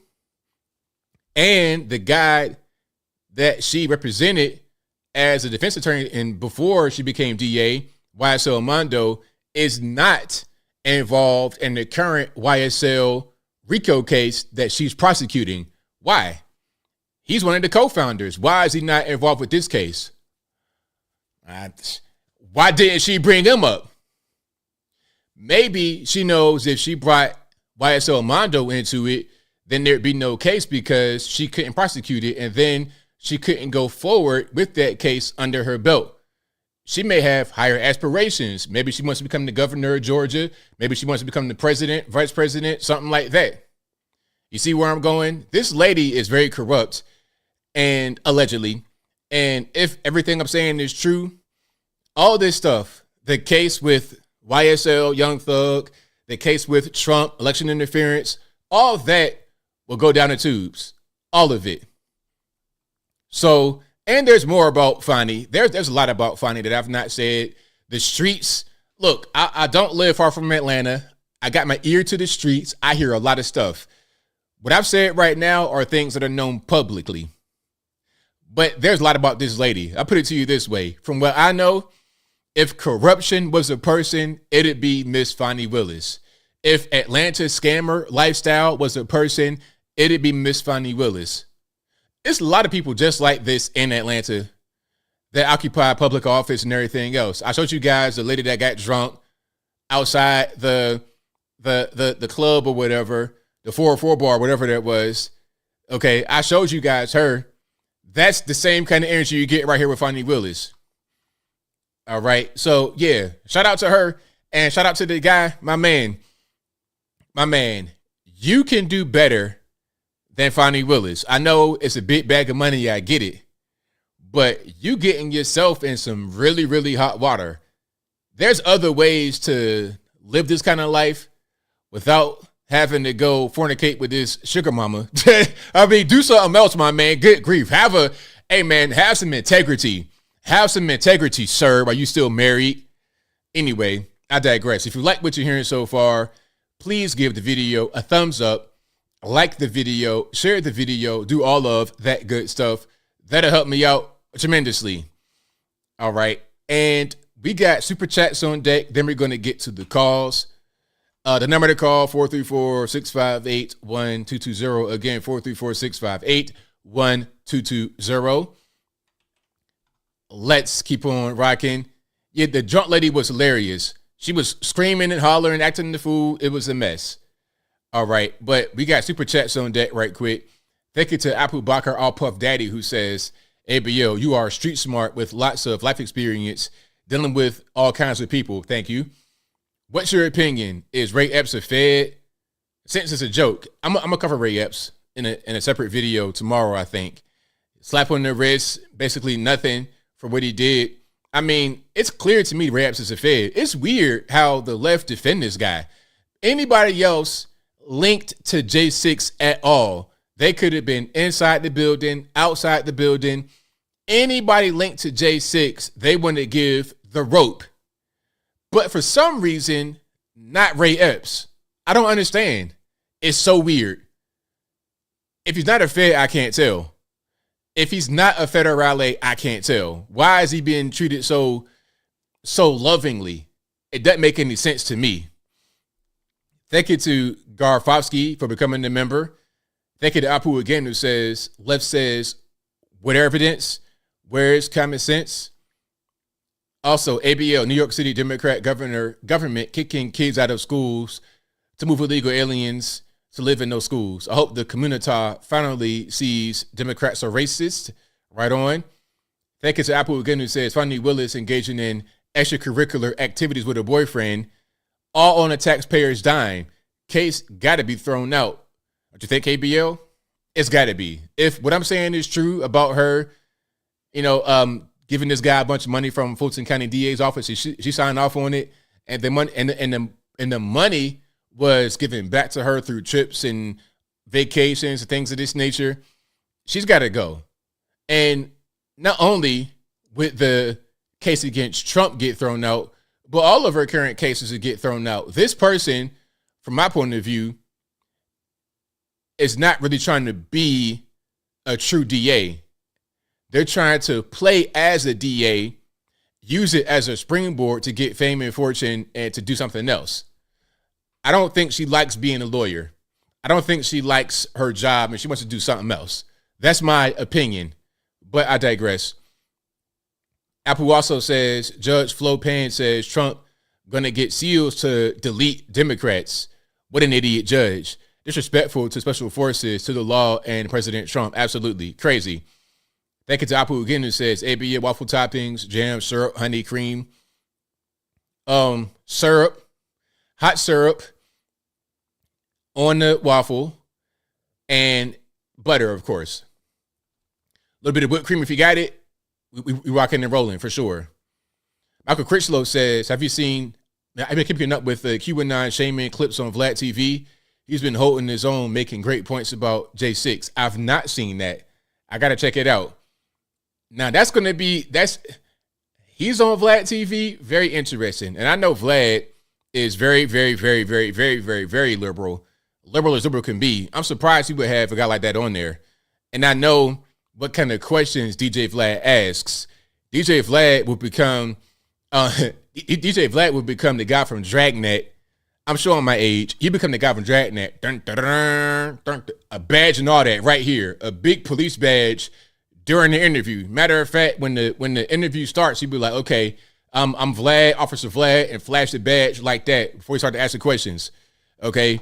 He probably tried to prosecute that guy right there on DJVlad.com. But anyway, so I got to watch that. Thank you to Apu again, who says ABL waffles, pancakes, crepes, French toast, Cinnabons, French toast all day long.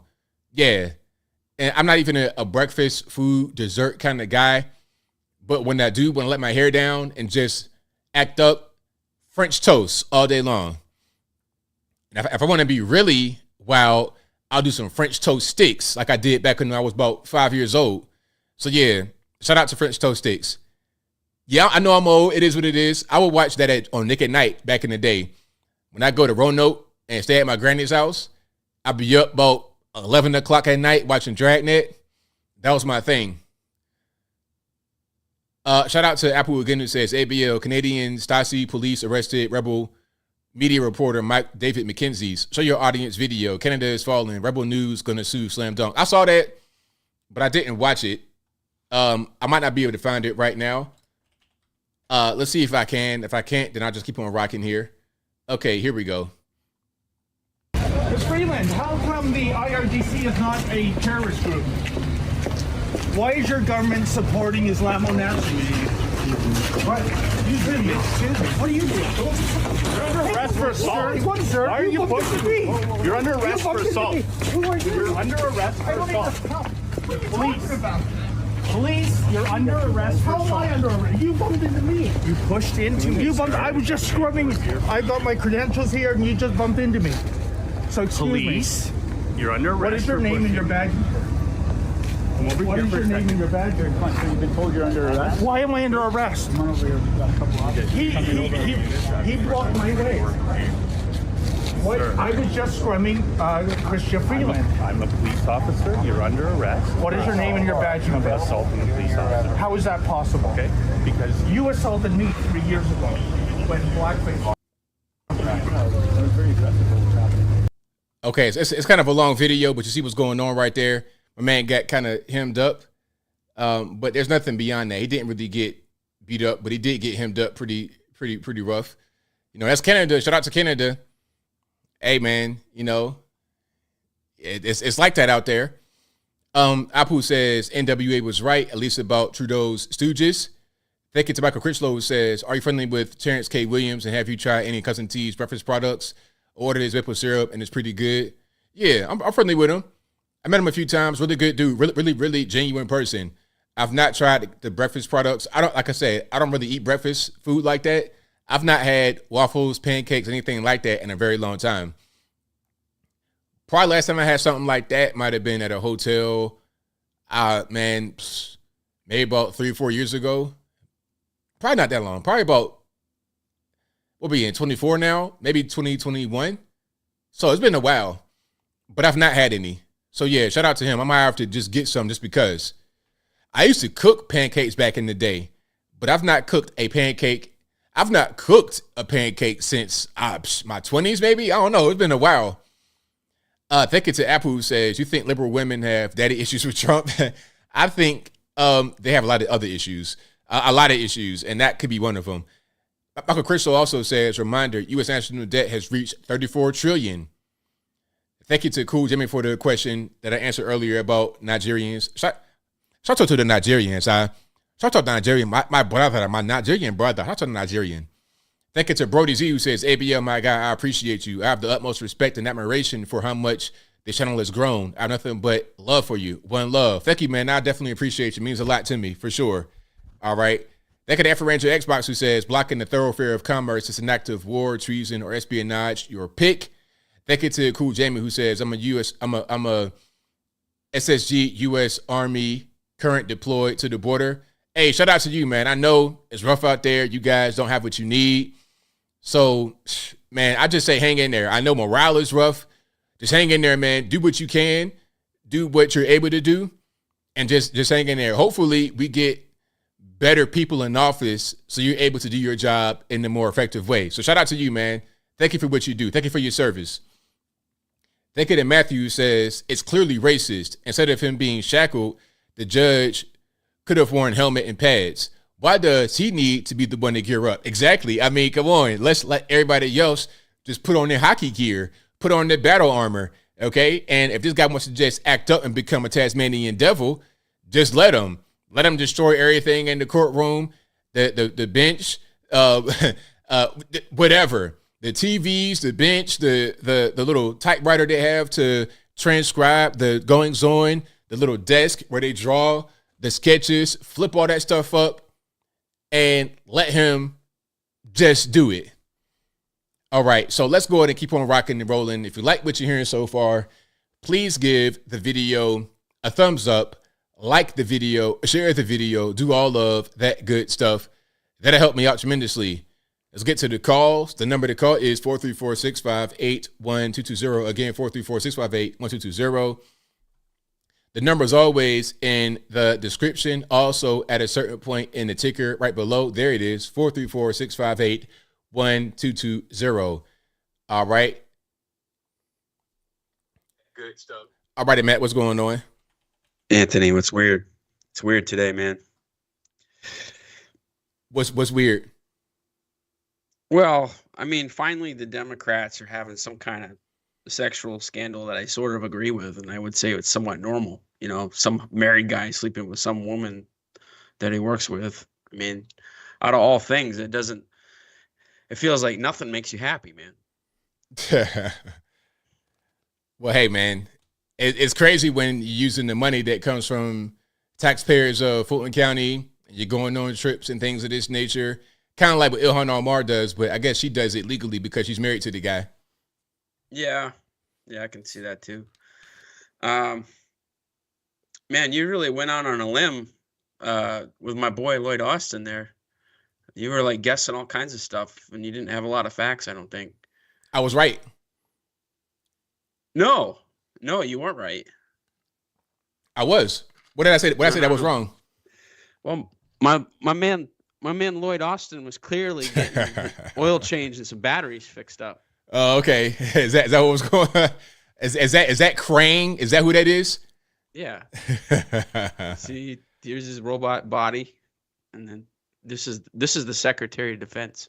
Oh, okay. Like that's Crane is the guy running the show. Yeah. And man, you need to talk about breakfast food more often. I've never seen you get so many super chats. Like, and I wore this shirt all day today. Wow. Yeah, that's what I'm saying. Stuff is like straight up spooky, man. Yeah, that's wild. It's wild. Hey, you know I work in aviation, right? Yes. That door don't fit out through that hole. Okay, so I figured the door, it popped off from the outside, right? No. So the way that door works is you actually got to pull it out onto your lap and then turn it sideways and push it through. Oh, okay. Yeah. So when that thing blew out, it took like interior panels and everything with it. The door was never supposed to come out, but what my theory on the whole thing is that when they do like A checks and C checks and stuff like that, they do inspections on the planes. They take that door and that interior panel off. The maintenance crew, so not even Alaska Airlines or it's not even Boeing. The maintenance crew will take that door out so they can get the seats in and out of the airplane. And if you had any one of those bolts in, loose or not, that thing's not coming out. So there's springs on the bottom of it that if you disengage the latches, which without the bolts in there, it'll disengage. You know, it's a latch that you activate with your hand. The whole door will spring up. So I think that whole door was sprung up for flight after flight after flight because someone forgot to put the bolts. And if one of the 4 bolts was in there, that door wouldn't come up and it would stay latched because the bolts don't actually keep it there. Does that make sense? So what keeps the door there if not for the bolts? There's like really big pins and kind of like cam receptacles that the pins go into. And what ends up happening is the door comes down and then it's disengaged, or excuse me, the door goes up and then it's disengaged. So if it moves vertically before it moves out, then the door can be removed, but it still has to come in and then out. So I think the door was kind of like halfway out of its tracks for many, many flights because they had a maintenance message for cabin pressurization on it for a long time. So this investigation is going to go back a long time to figure out who removed that door last. Yeah, I saw that they found the door, and they don't have the bolts. They don't have I didn't know that part, but yeah, that was a guess. The bolts couldn't have. Any one bolt would have kept it from doing what it did. Right. Which is wild. But man, that's all I got for you. I just lay off the defense secretary, dude. Okay. All right, man. Be good. Good call. Appreciate it. Yeah, I almost forgot to talk about the door, the whole thing with the door. I have an update on the door too. I'm gonna do a video about that tomorrow because there's some more stuff happening with that. Now we're into the lawsuit phase, and I'm gonna talk about that tomorrow in the video. But yeah, the whole thing with the Alaska Airlines door. Like you said, there was notifications about a pressure warning for many flights. So there's some problems. It refused to acknowledge the problems. 470, you're no line. Who am I speaking to? Hey, look at it. So I learned about roaches. I learned about kids jumping on my lap. And I love kids jumping on my lap. Anthony, man. How's it going tonight, man? Happy New Year. Happy New Year to you, man. Everything's going well. Yeah, it's Greg from Wild and Wacky Atlanta, where anything can happen anytime. So, wow, excuse me. I'm just really sitting back and enjoying Fani Willis's case just fall apart against Trump, Oh, yeah. I mean, it's looking pretty bad for her right now. Yeah, man. She's taking all these trips all over the place with our taxpayers' money. So I should give her some travel advice. I've traveled all over the world. I mean, you might as well because she's using your money to do it. Yeah. Might as well. Wow. Wow. So much going on in the world. This is crazy.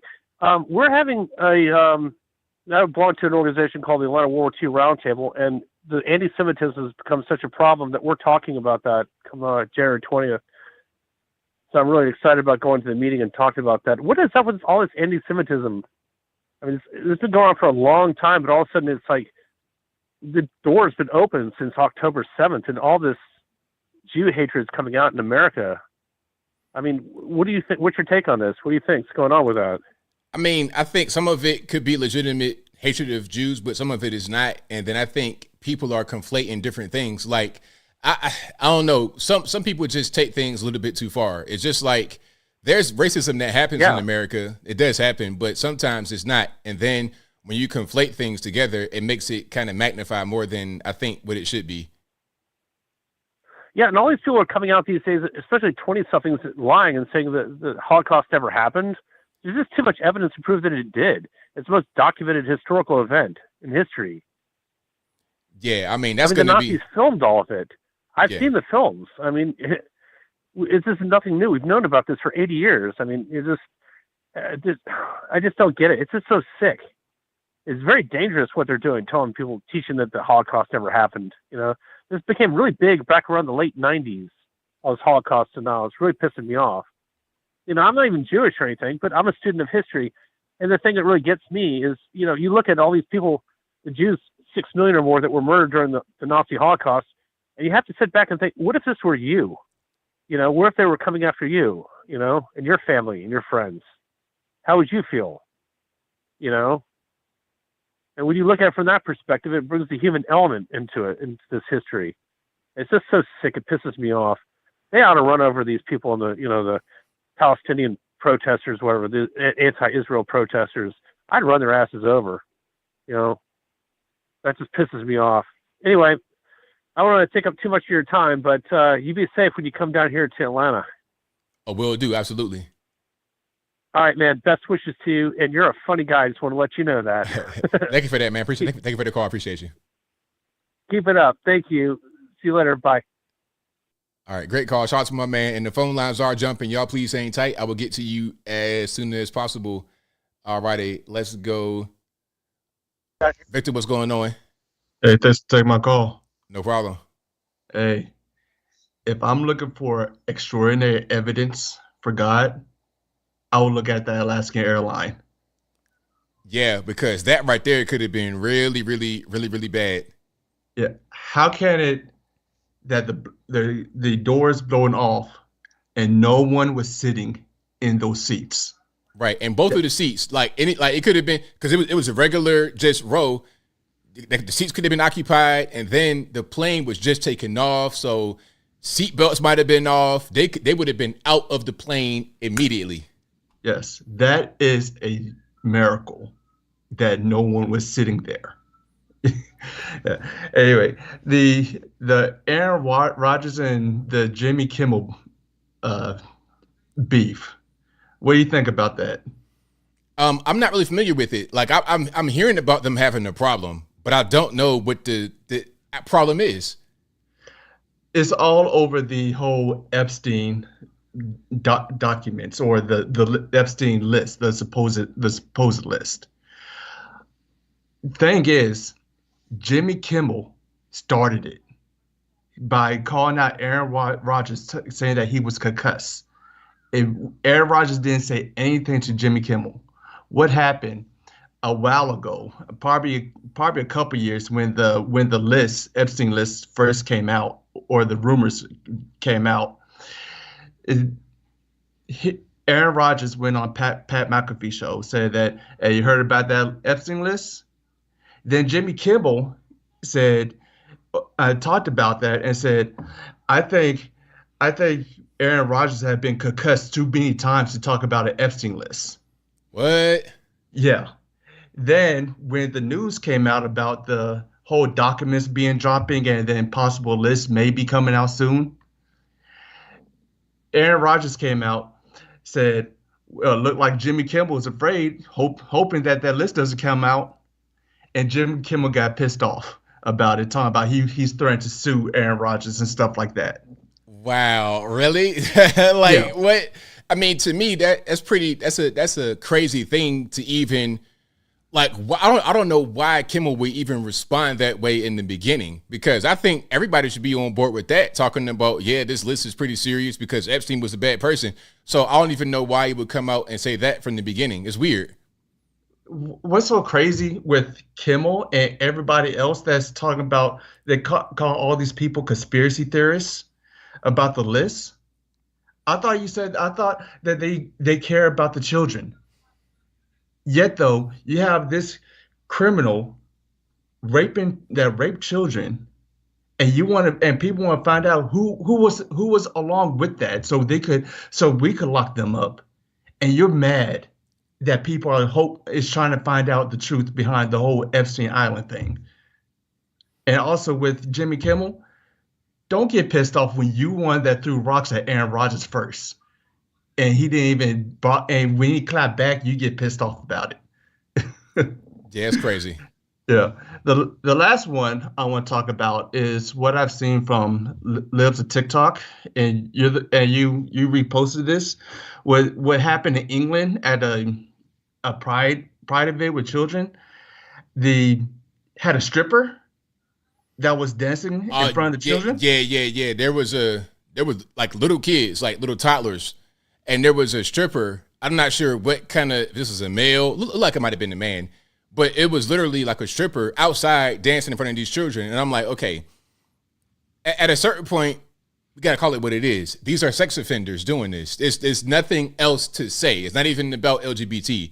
They want to use LGBT to hide it and say, hey, we're being inclusive. What you're really doing is you're abusing children. That's all you're doing out in the open, using, again, the shield of LGBT to try and hide. Yeah, exactly. I said this before on your show when they were talking about the banning of books, these sex books, that the issue when it comes to the community, some of the people in the community, is that how they basing their personhood, their identity.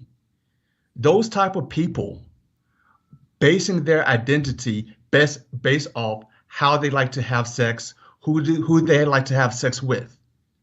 When you base your personhood and your identity on that, I don't want you near my children at all. That's right. Because you're going to try to sexually force your identity on these children based on sex, just like we've seen on Lives of TikTok. Fix your identity first before you even come out and try to present yourself, especially to children. Exactly. 100% correct. Cool. Thanks for taking my call. Thanks for the call, man. Definitely appreciate you. Bye.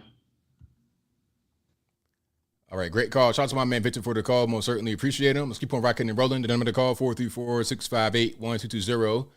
Let's go to 859. You're on the line. Who am I speaking to? Yo, ABL, how's it going? Guess what, man? Guess what? What's going on? I passed my test. Oh, congratulations, man. Oh, I am so happy. I'm like, oh my God. I'm happy about it. Man, I'm enjoying listening to the show. And hey, about the Jewish people coming out of that tunnel, because they made that little tunnel. I want to be honest with you. That's one of the stereotypical Jewish stereotypes I ever heard. It's crazy. Well, they did it. They sure did do it. Oh, yeah. I mean, come on. I mean, I have a cousin who lives in Israel, and like when he starts having a panic attack, he's like, "I'm gonna dig a hole and try to hide in it." It's like, dude, come on. And like you know, that joke, that song that you made, it was hilarious. It was funny. It was funny. Oh my God, I was laughing my butt off. And you know, I'm partly Israeli. You know what I'm saying? I'm from my dad's side. I'm a quarter. And you know, Mel Brooks, one of the most greatest, you know, comedy artists in the world, is Jewish, and he would love that joke so much. Yeah, I think somebody one of the comments said he sent it to his rabbi. He said the rabbi wants it on the T-shirt, so I think that they like it. Awesome, man. Hey, we all laugh at stereotypes. That's why they call it stereotypes. It's just goofy. Right on. Honestly, man.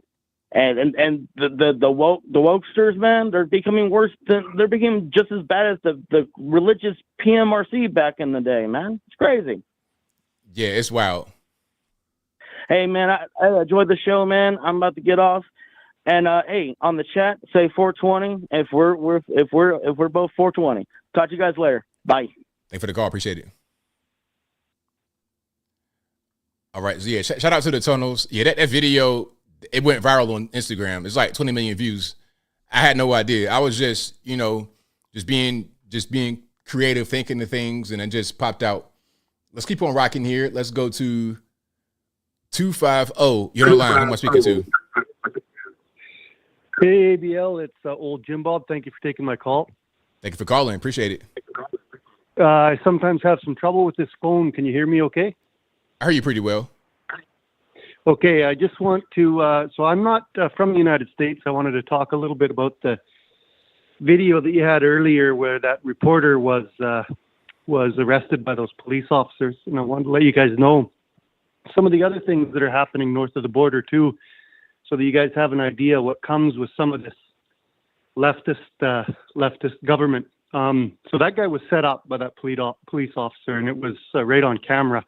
I'm a big fan of police. I don't believe in defund the police, But this fellow was set up by one of those guys, and I think that's something that would be awfully scary for the average Joe. Another thing that I think is scary is the prices of our houses. You mentioned a couple shows previous how, where you get leftist governments, you might get house prices driven up.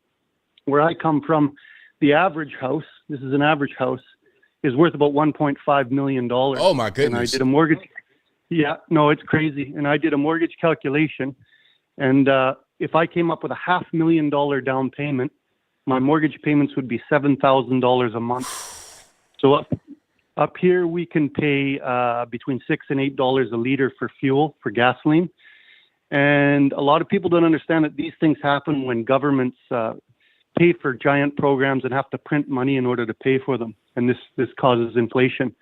So the last thing I'll say is that, you guys can beat these people. Don't lose hope. North of the border here, a lot of people have no home ownership. That dream is gone for them, but it doesn't have to be that way. And if I was you, I would start at small local school board elections, motivate yourselves, and vote out the people that are enacting these policies. So thank you very, very much for taking my call, ABL. I'm a longtime fan. Thank you for the call. I appreciate you. Wow. Can we just talk about that for a second before we get back to the calls? Average home price, $1.5 million. A down payment of $500,000, $500,000 cash for a down payment. And then you still paying $7,000 a month for your mortgage. Listen, if I had $500,000 in cash, I could pay my whole house off right now. Like my entire house, boom, and have a little bit of money left for the weekend. I mean, yeah. Why would you even buy a house at that point? I live in Toronto and buy a house in Buffalo or Niagara, somewhere like that, rather than Canada. But I digress. Let's keep on rocking here. 979, you're on the line. Who am I speaking to? Right now. Like my entire Can you hear me? Boom. And have a little bit of money left. Okay. Before we continue, turn some more from the back for me, please. Yeah. Mama. Buy a house at that point. Hold on. I live in Toronto and buy a house in. I'm sorry. I just turn it off. There we go. What's happening, man? Oh, what's happening? Oh, my goodness. This is ABL. Yes, it is. Oh, my goodness. All right. Mama, say something. How you doing, ABL? Been looking at you a lot. Well, thank you. I appreciate you. All right. So I've been looking at you way back, and people might say certain numbers or whatever. Yeah, I've seen you since you was at when you debated Destiny. Oh yeah, that was like 2018, I think. It could be 2017. Yeah, it's been a while. But yeah, it's been a while. So I just put it out there right there. And what I was just trying to get to is immigration. And I was telling my mother about that. Yeah, they was going to ship them to the army. I mean, basically bring everybody to the army from other nations.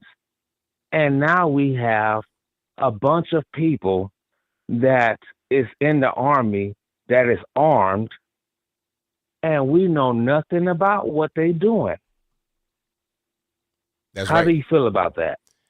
Yeah, it's crazy. And I think that might be part of the plan, which is why China, they got a whole ring set up where they bring in these military-aged men to the United States, other countries as well. And then they know kind of how we work with our politics, and they want these bodies to come into the army. They're pushing TikTok on this, and that's kind of reducing the numbers because that's poisoning the minds of the young people. That's a Chinese product. So they poison the minds of the youth and say, okay, don't join the military. They poison the military itself for all this woke stuff. And then they bring in their own people to become part of the military. And then when it's time, they activate them. Now we got a problem. oh yeah, now we got a problem. And then even in the system, you got scammers. And look, I am a black person, but scammers, they are scamming people. And now we are coming across one world religion or one world government, not just one world religion, but one world government. And so now we have people that is on one situation, and that's scammers. And so now we have all people, they need to take accountability because everybody is doing the same thing. It's not just one race. Absolutely. Do you understand that one? Oh yeah, right on. It's a lot going on, and the whole race thing, that's kind of not even really important when you're talking about, when you zoom out and look at what's happening. You gotta look at nation versus nation. It don't really matter what color you are, because when you go overseas as an American, I mean, really, you just blue with that passport. That's the main thing that they're worrying about. Yeah, kingdom against kingdom.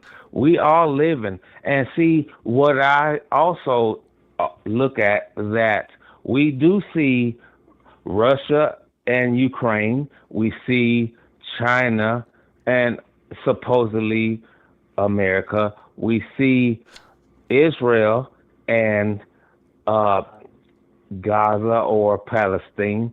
But then we cannot forget about Kim Jong-un.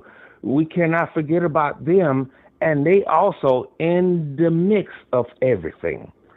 And so that's why we have to prepare and endure.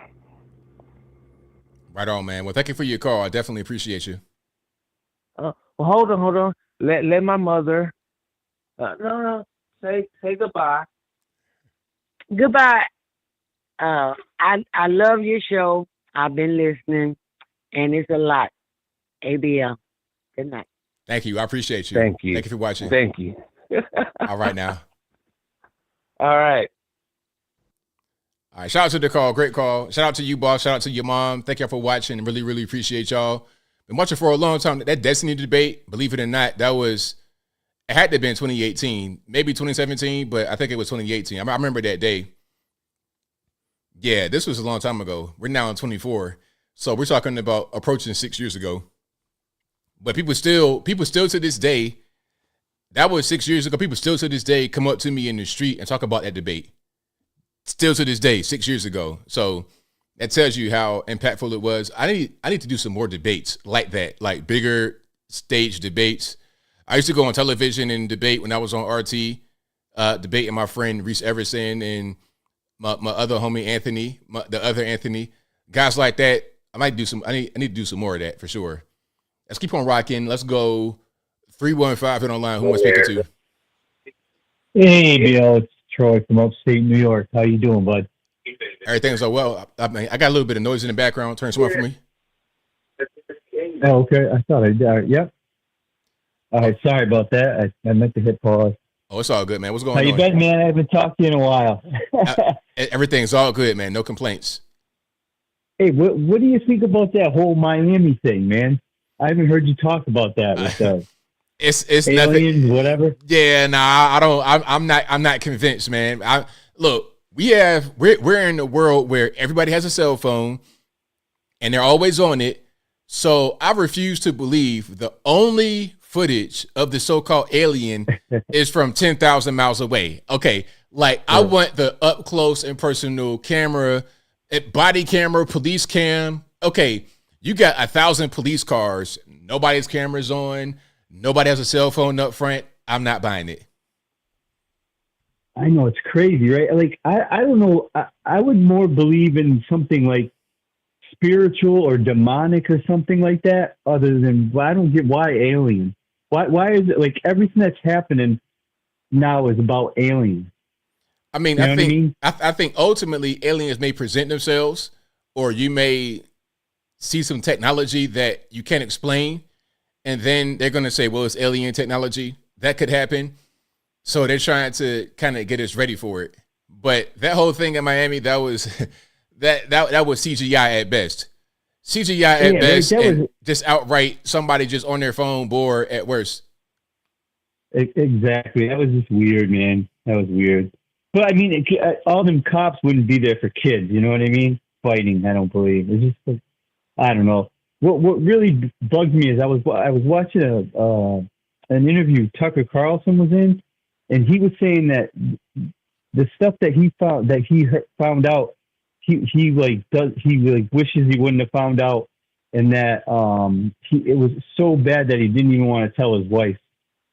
So something crazy is going to happen, man.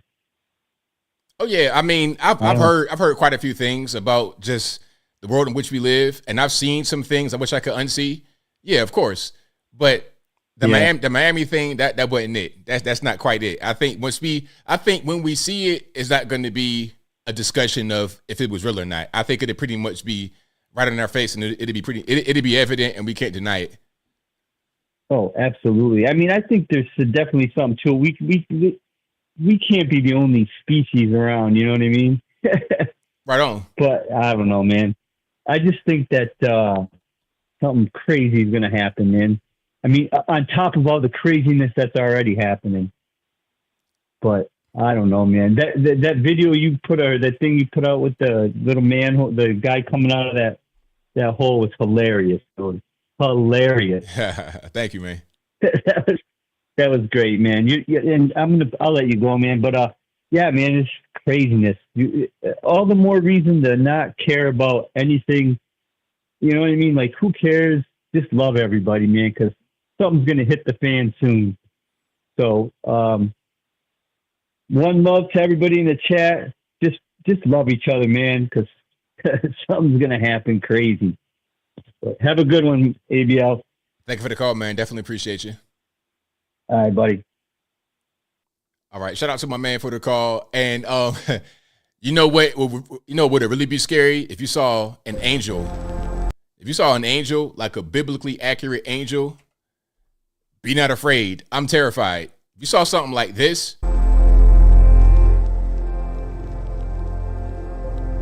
like that is a biblically accurate angel or close to it. If you saw that, you'd be totally terrified. But that right there, that'd come from your Christian faith. That's how they look. This beautiful white lady with angel wings, no, that's not what an angel looks like according to the Bible. So some things, if you see it, your whole world instantly would be returned upside down, inside out. You whatever you believed in before would be completely done in instantaneously, and it wouldn't be a matter of discussion. Oh, was that real? If you see something like this and look at the scale of the person all the way just down there at the bottom of the screen, something like that, a 500-foot tall set of eyes and wings, man, please. Like, be not afraid. I'm terrified. I've never been more afraid in my life. But anyway, let's keep on going. Skype caller, who am I speaking to?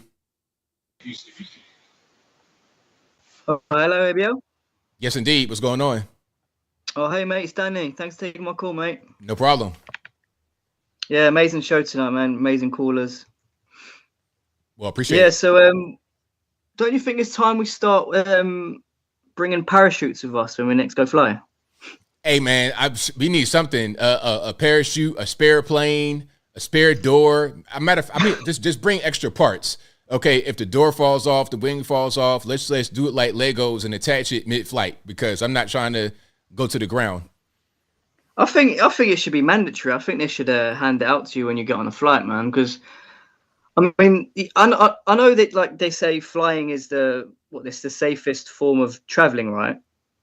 Yes. But that's fair enough. But until it isn't, you know what I mean. You're gonna want a parachute, aren't you? So.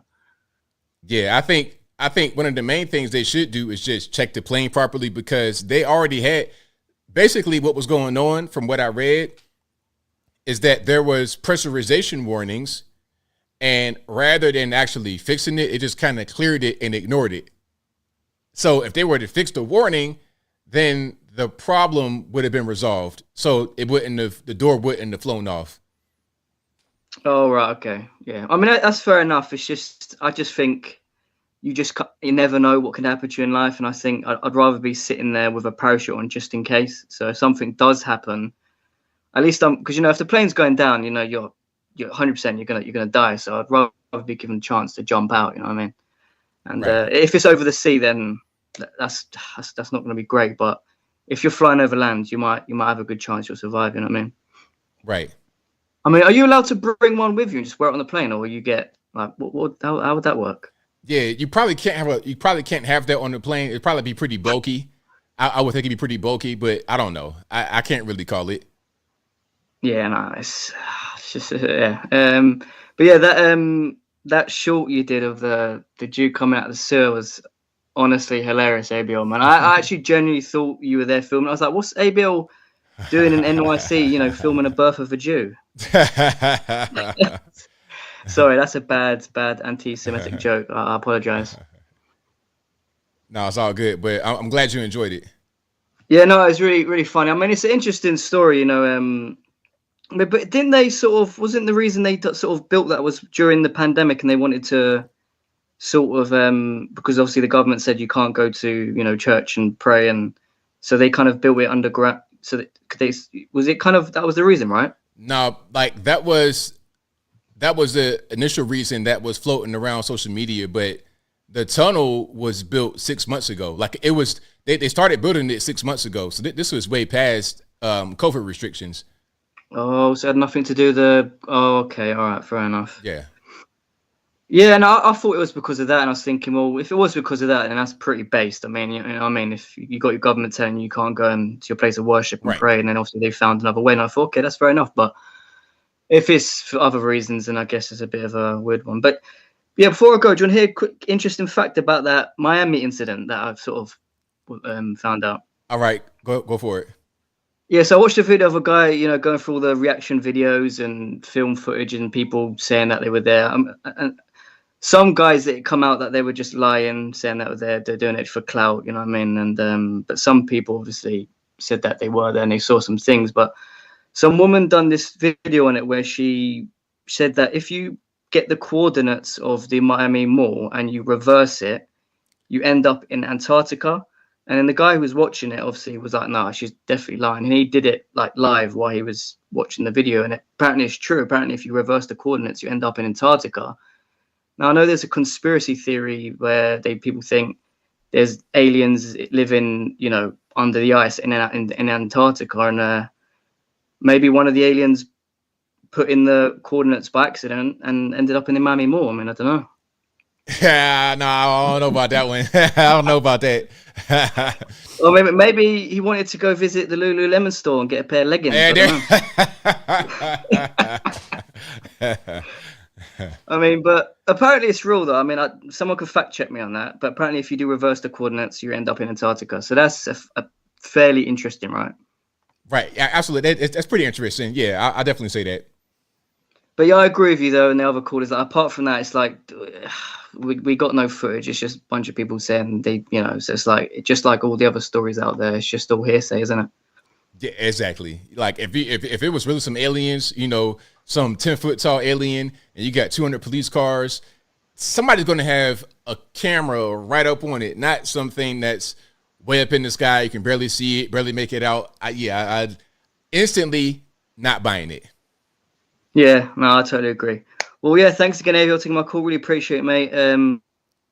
Yeah, shout out to everyone in chat. Appreciate everything you do, man. Honestly, you're a legend, man. So yeah, have a good night, mate. Take care. Thanks for the call, man. Definitely appreciate you. All right, see you, mate. Bye. All right, great call. Shout out to my man for the call. Most certainly appreciate him. Let's keep on rocking and rolling. 504 on the line. Who am I speaking to? Hey, ABL. It's Alien Spaceship. All right, man. What's going on? All right. So good calls tonight. And also I have some things to say, obviously. And I think that the situation with the tunnel and the synagogue, that is very strange. And I wouldn't know what that's for. And Rulia said it's not the Orthodox Jews, but the Hasidic Jews. I don't know if I said that right, but it was those, not the Orthodox ones. Okay, I got you. Yeah, and I would like to get more information about what's going on with that, because if they did it in their old country, it's not what we do here. Yeah, you can't just dig tunnels in New York City. That's not how you're going to get arrested.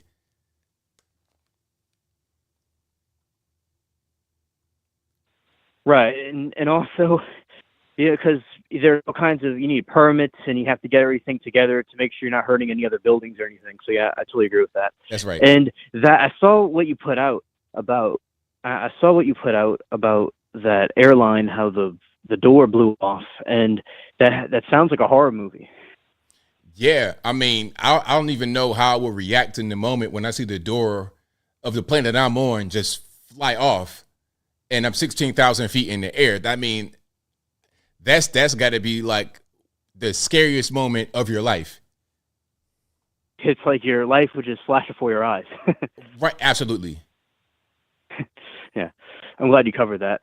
And also with the political stuff, like with Michelle Obama and the different people, I think that it's just going to keep on getting crazy. And have you heard that Czech Uyghur of Young Turks, he's also running for president? Yeah, okay, that's funny. I mean, I don't know why. Just trying to get some more publicity. Trying to come on, Chunk Yogurt has no chance. I agree. And yeah, there's just so it's a giant, as I say in the chat, it's a clown world. And also, I was reviewing some of the Epstein stuff, and just because somebody was mentioned in it doesn't mean they had anything to do with like the stuff he did. Maybe he saw somebody at a hotel or communicated with somebody allegedly or this or that. And so, but Bill Clinton apparently, there's some obvious things about him in there, but that's not surprising. Exactly. People are like, okay, he might have seen, like you said, he might have seen somebody. It could be anything. A person's name gets mentioned. There's a question asked about a person. That's different than, like you said, about Slick Willie going on the plane many, many times, going to the island, all that kind of stuff. Much different. Yeah. And also, I'll say that about the alien stuff in Miami, I also was like skeptical about it in particular. And now there was a lot of police cars and people of all ages running away from something. And some arguments were saying that if someone saw a big bear, they may not take a picture of it. But I'll tell you that I wouldn't think it's something from outer space. As I said, if there was something supernatural, it was like some demon or ghost or something. If there was something there at all, it's, to me, in my opinion, it's a big mystery because we don't really know what exactly went on. There's apparently some fight that happened, but we really do need to see footage from not a webcam, from a body cam or something to really see what happened there. Yeah, I mean, if you got 200 police cars, or however many cars there were, you have dash cam, you got body cam, you're going to have cameras on the cars that are going to roll automatically. So there's a lot of other ways you could discover that rather than somebody's cell phone taking the picture right there in the moment. Right, exactly. Because, and I want to also say that, and I do, believe in these supernatural things, obviously, because my YouTube name. But will say that sometimes they will put out distractions to distract you from something else they don't want you to really look in the news about. Absolutely. Yeah, that's what I'm saying. It's like this kind of thing right here, it's a distraction, or they're trying to get us ready for some real disclosure, because there might be a thing that we'll see soon that we can't deny. And if they didn't get us ready or they didn't put out stories like this, then it would be a bigger shock to the system. Exactly, ABL. And like some of my people were talking about, and people in the chat, that they'll, in movies and TV shows, they'll say little subliminal messages about aliens or other things to get people prepared for what's to come. Because I think if people knew it all at once, it would freak them out. So that and the other distractions, like remember when the Epstein documents are being released, there are so many of things coming out about a solar flare, about the aliens and stuff. It did seem like, in my opinion, they were trying to get people to be distracted about not looking at the Epstein files. Right. Absolutely. Right. And I do think that, I don't think that he deleted himself, in my opinion. I think they didn't want him to expose stuff that they don't want people to know about. Yeah, I think that was definitely something that was set up because there was too many problems going on, too many issues. The cameras didn't work. The officers were online shopping and went to sleep. It's like, come on. There were too many different things that all happened to go wrong at the same time, and magically he winds up deleted. Right. It was either that or they're planning a trip to Antarctica. Right. There you go. All right. That's all I have to say for this call. Thank you for taking my call. Thank you for the call, man. Definitely appreciate you. Okay, bye.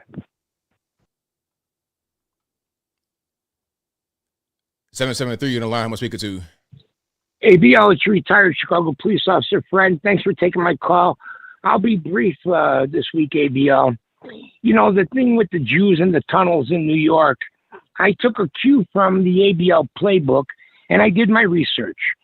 So there was an article in a newspaper in New York, which was quoting a Jewish newspaper in New York that was explaining that sect of Orthodox Jews, within that group, there is a smaller group that believes that one of their rabbis that died about 20 years ago, I don't have the name in front of me, but you can read it's there, ABL.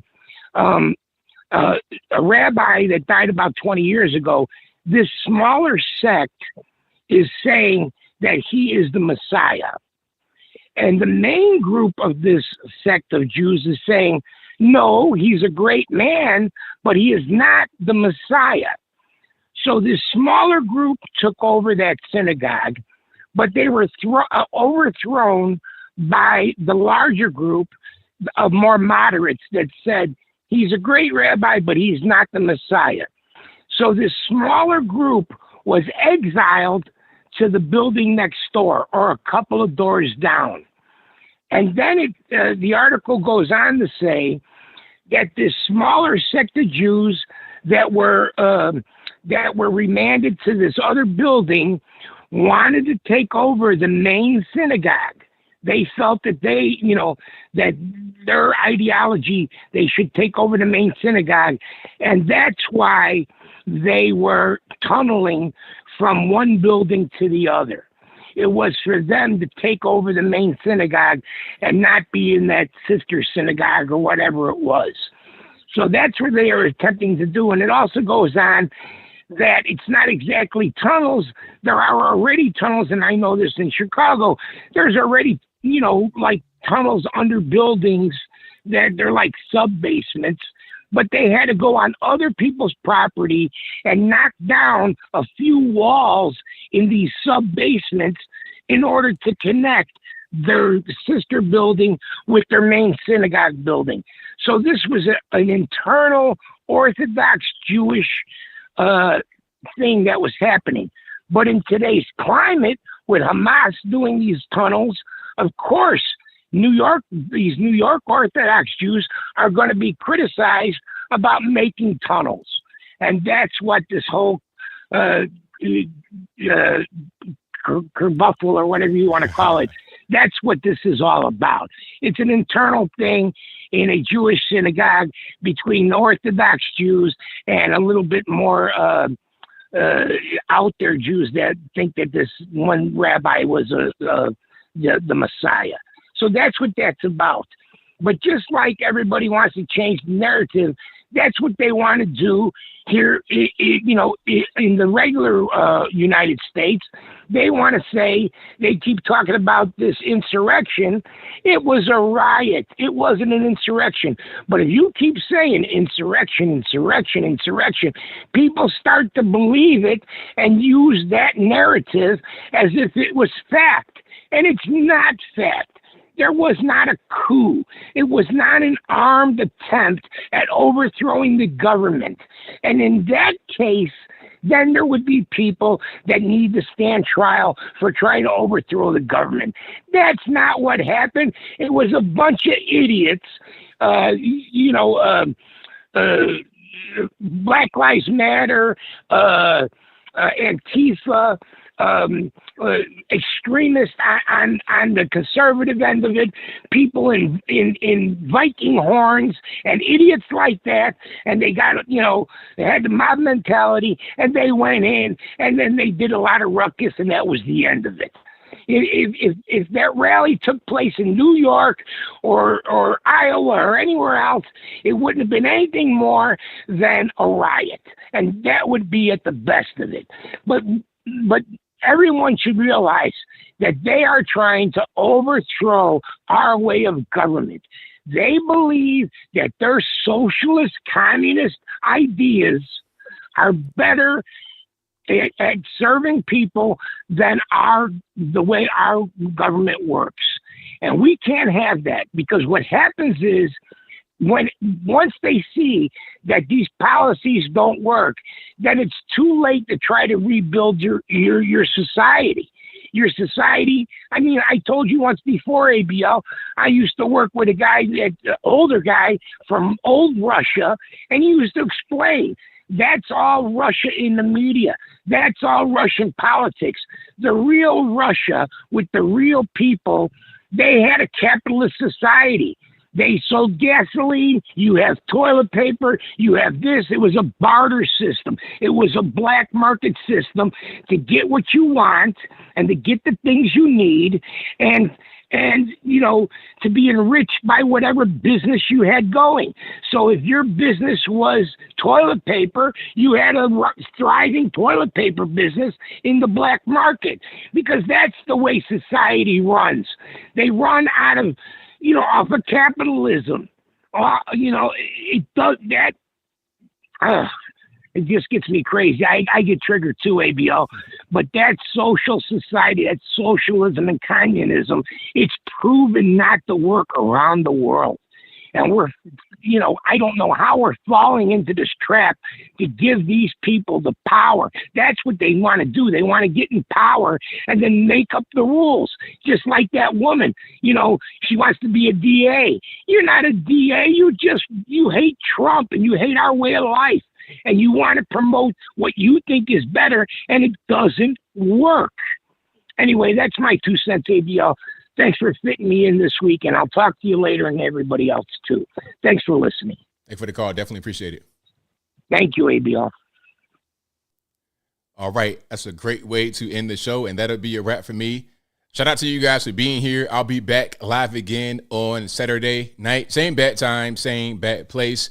8 p.m. Eastern time to right around right now, 11 p.m. Eastern Standard Time. Shout out to everybody for watching, retweeting, super chatting, whatever you're doing. I could not do this show without you. Shout out to you guys on the YouTubes. Shout out to you guys on the Facebooks. Thank you to everybody that's listening to me on your favorite audio streaming platform, whether that be Google Play, Spotify, Apple, iTunes, etc. Link for that will be in the description. And if you just want to search for ABL Live on your favorite audio streaming platform, that's an option as well. If you're over there right now on audio only, please give me a 5-star rating, a review, whatever you could. I most certainly appreciate it. Shout out to the mods for keeping the trolls in check. Shout out to everybody for watching, retweeting, super chatting, whatever you're doing. I really, really thank you. Could not do this show without you. I think I got all the super chats here. I got one more. Shout out to Bob K MIT, who says, who should Trump pick for VP, Vivek or Christie Noem? Vivek.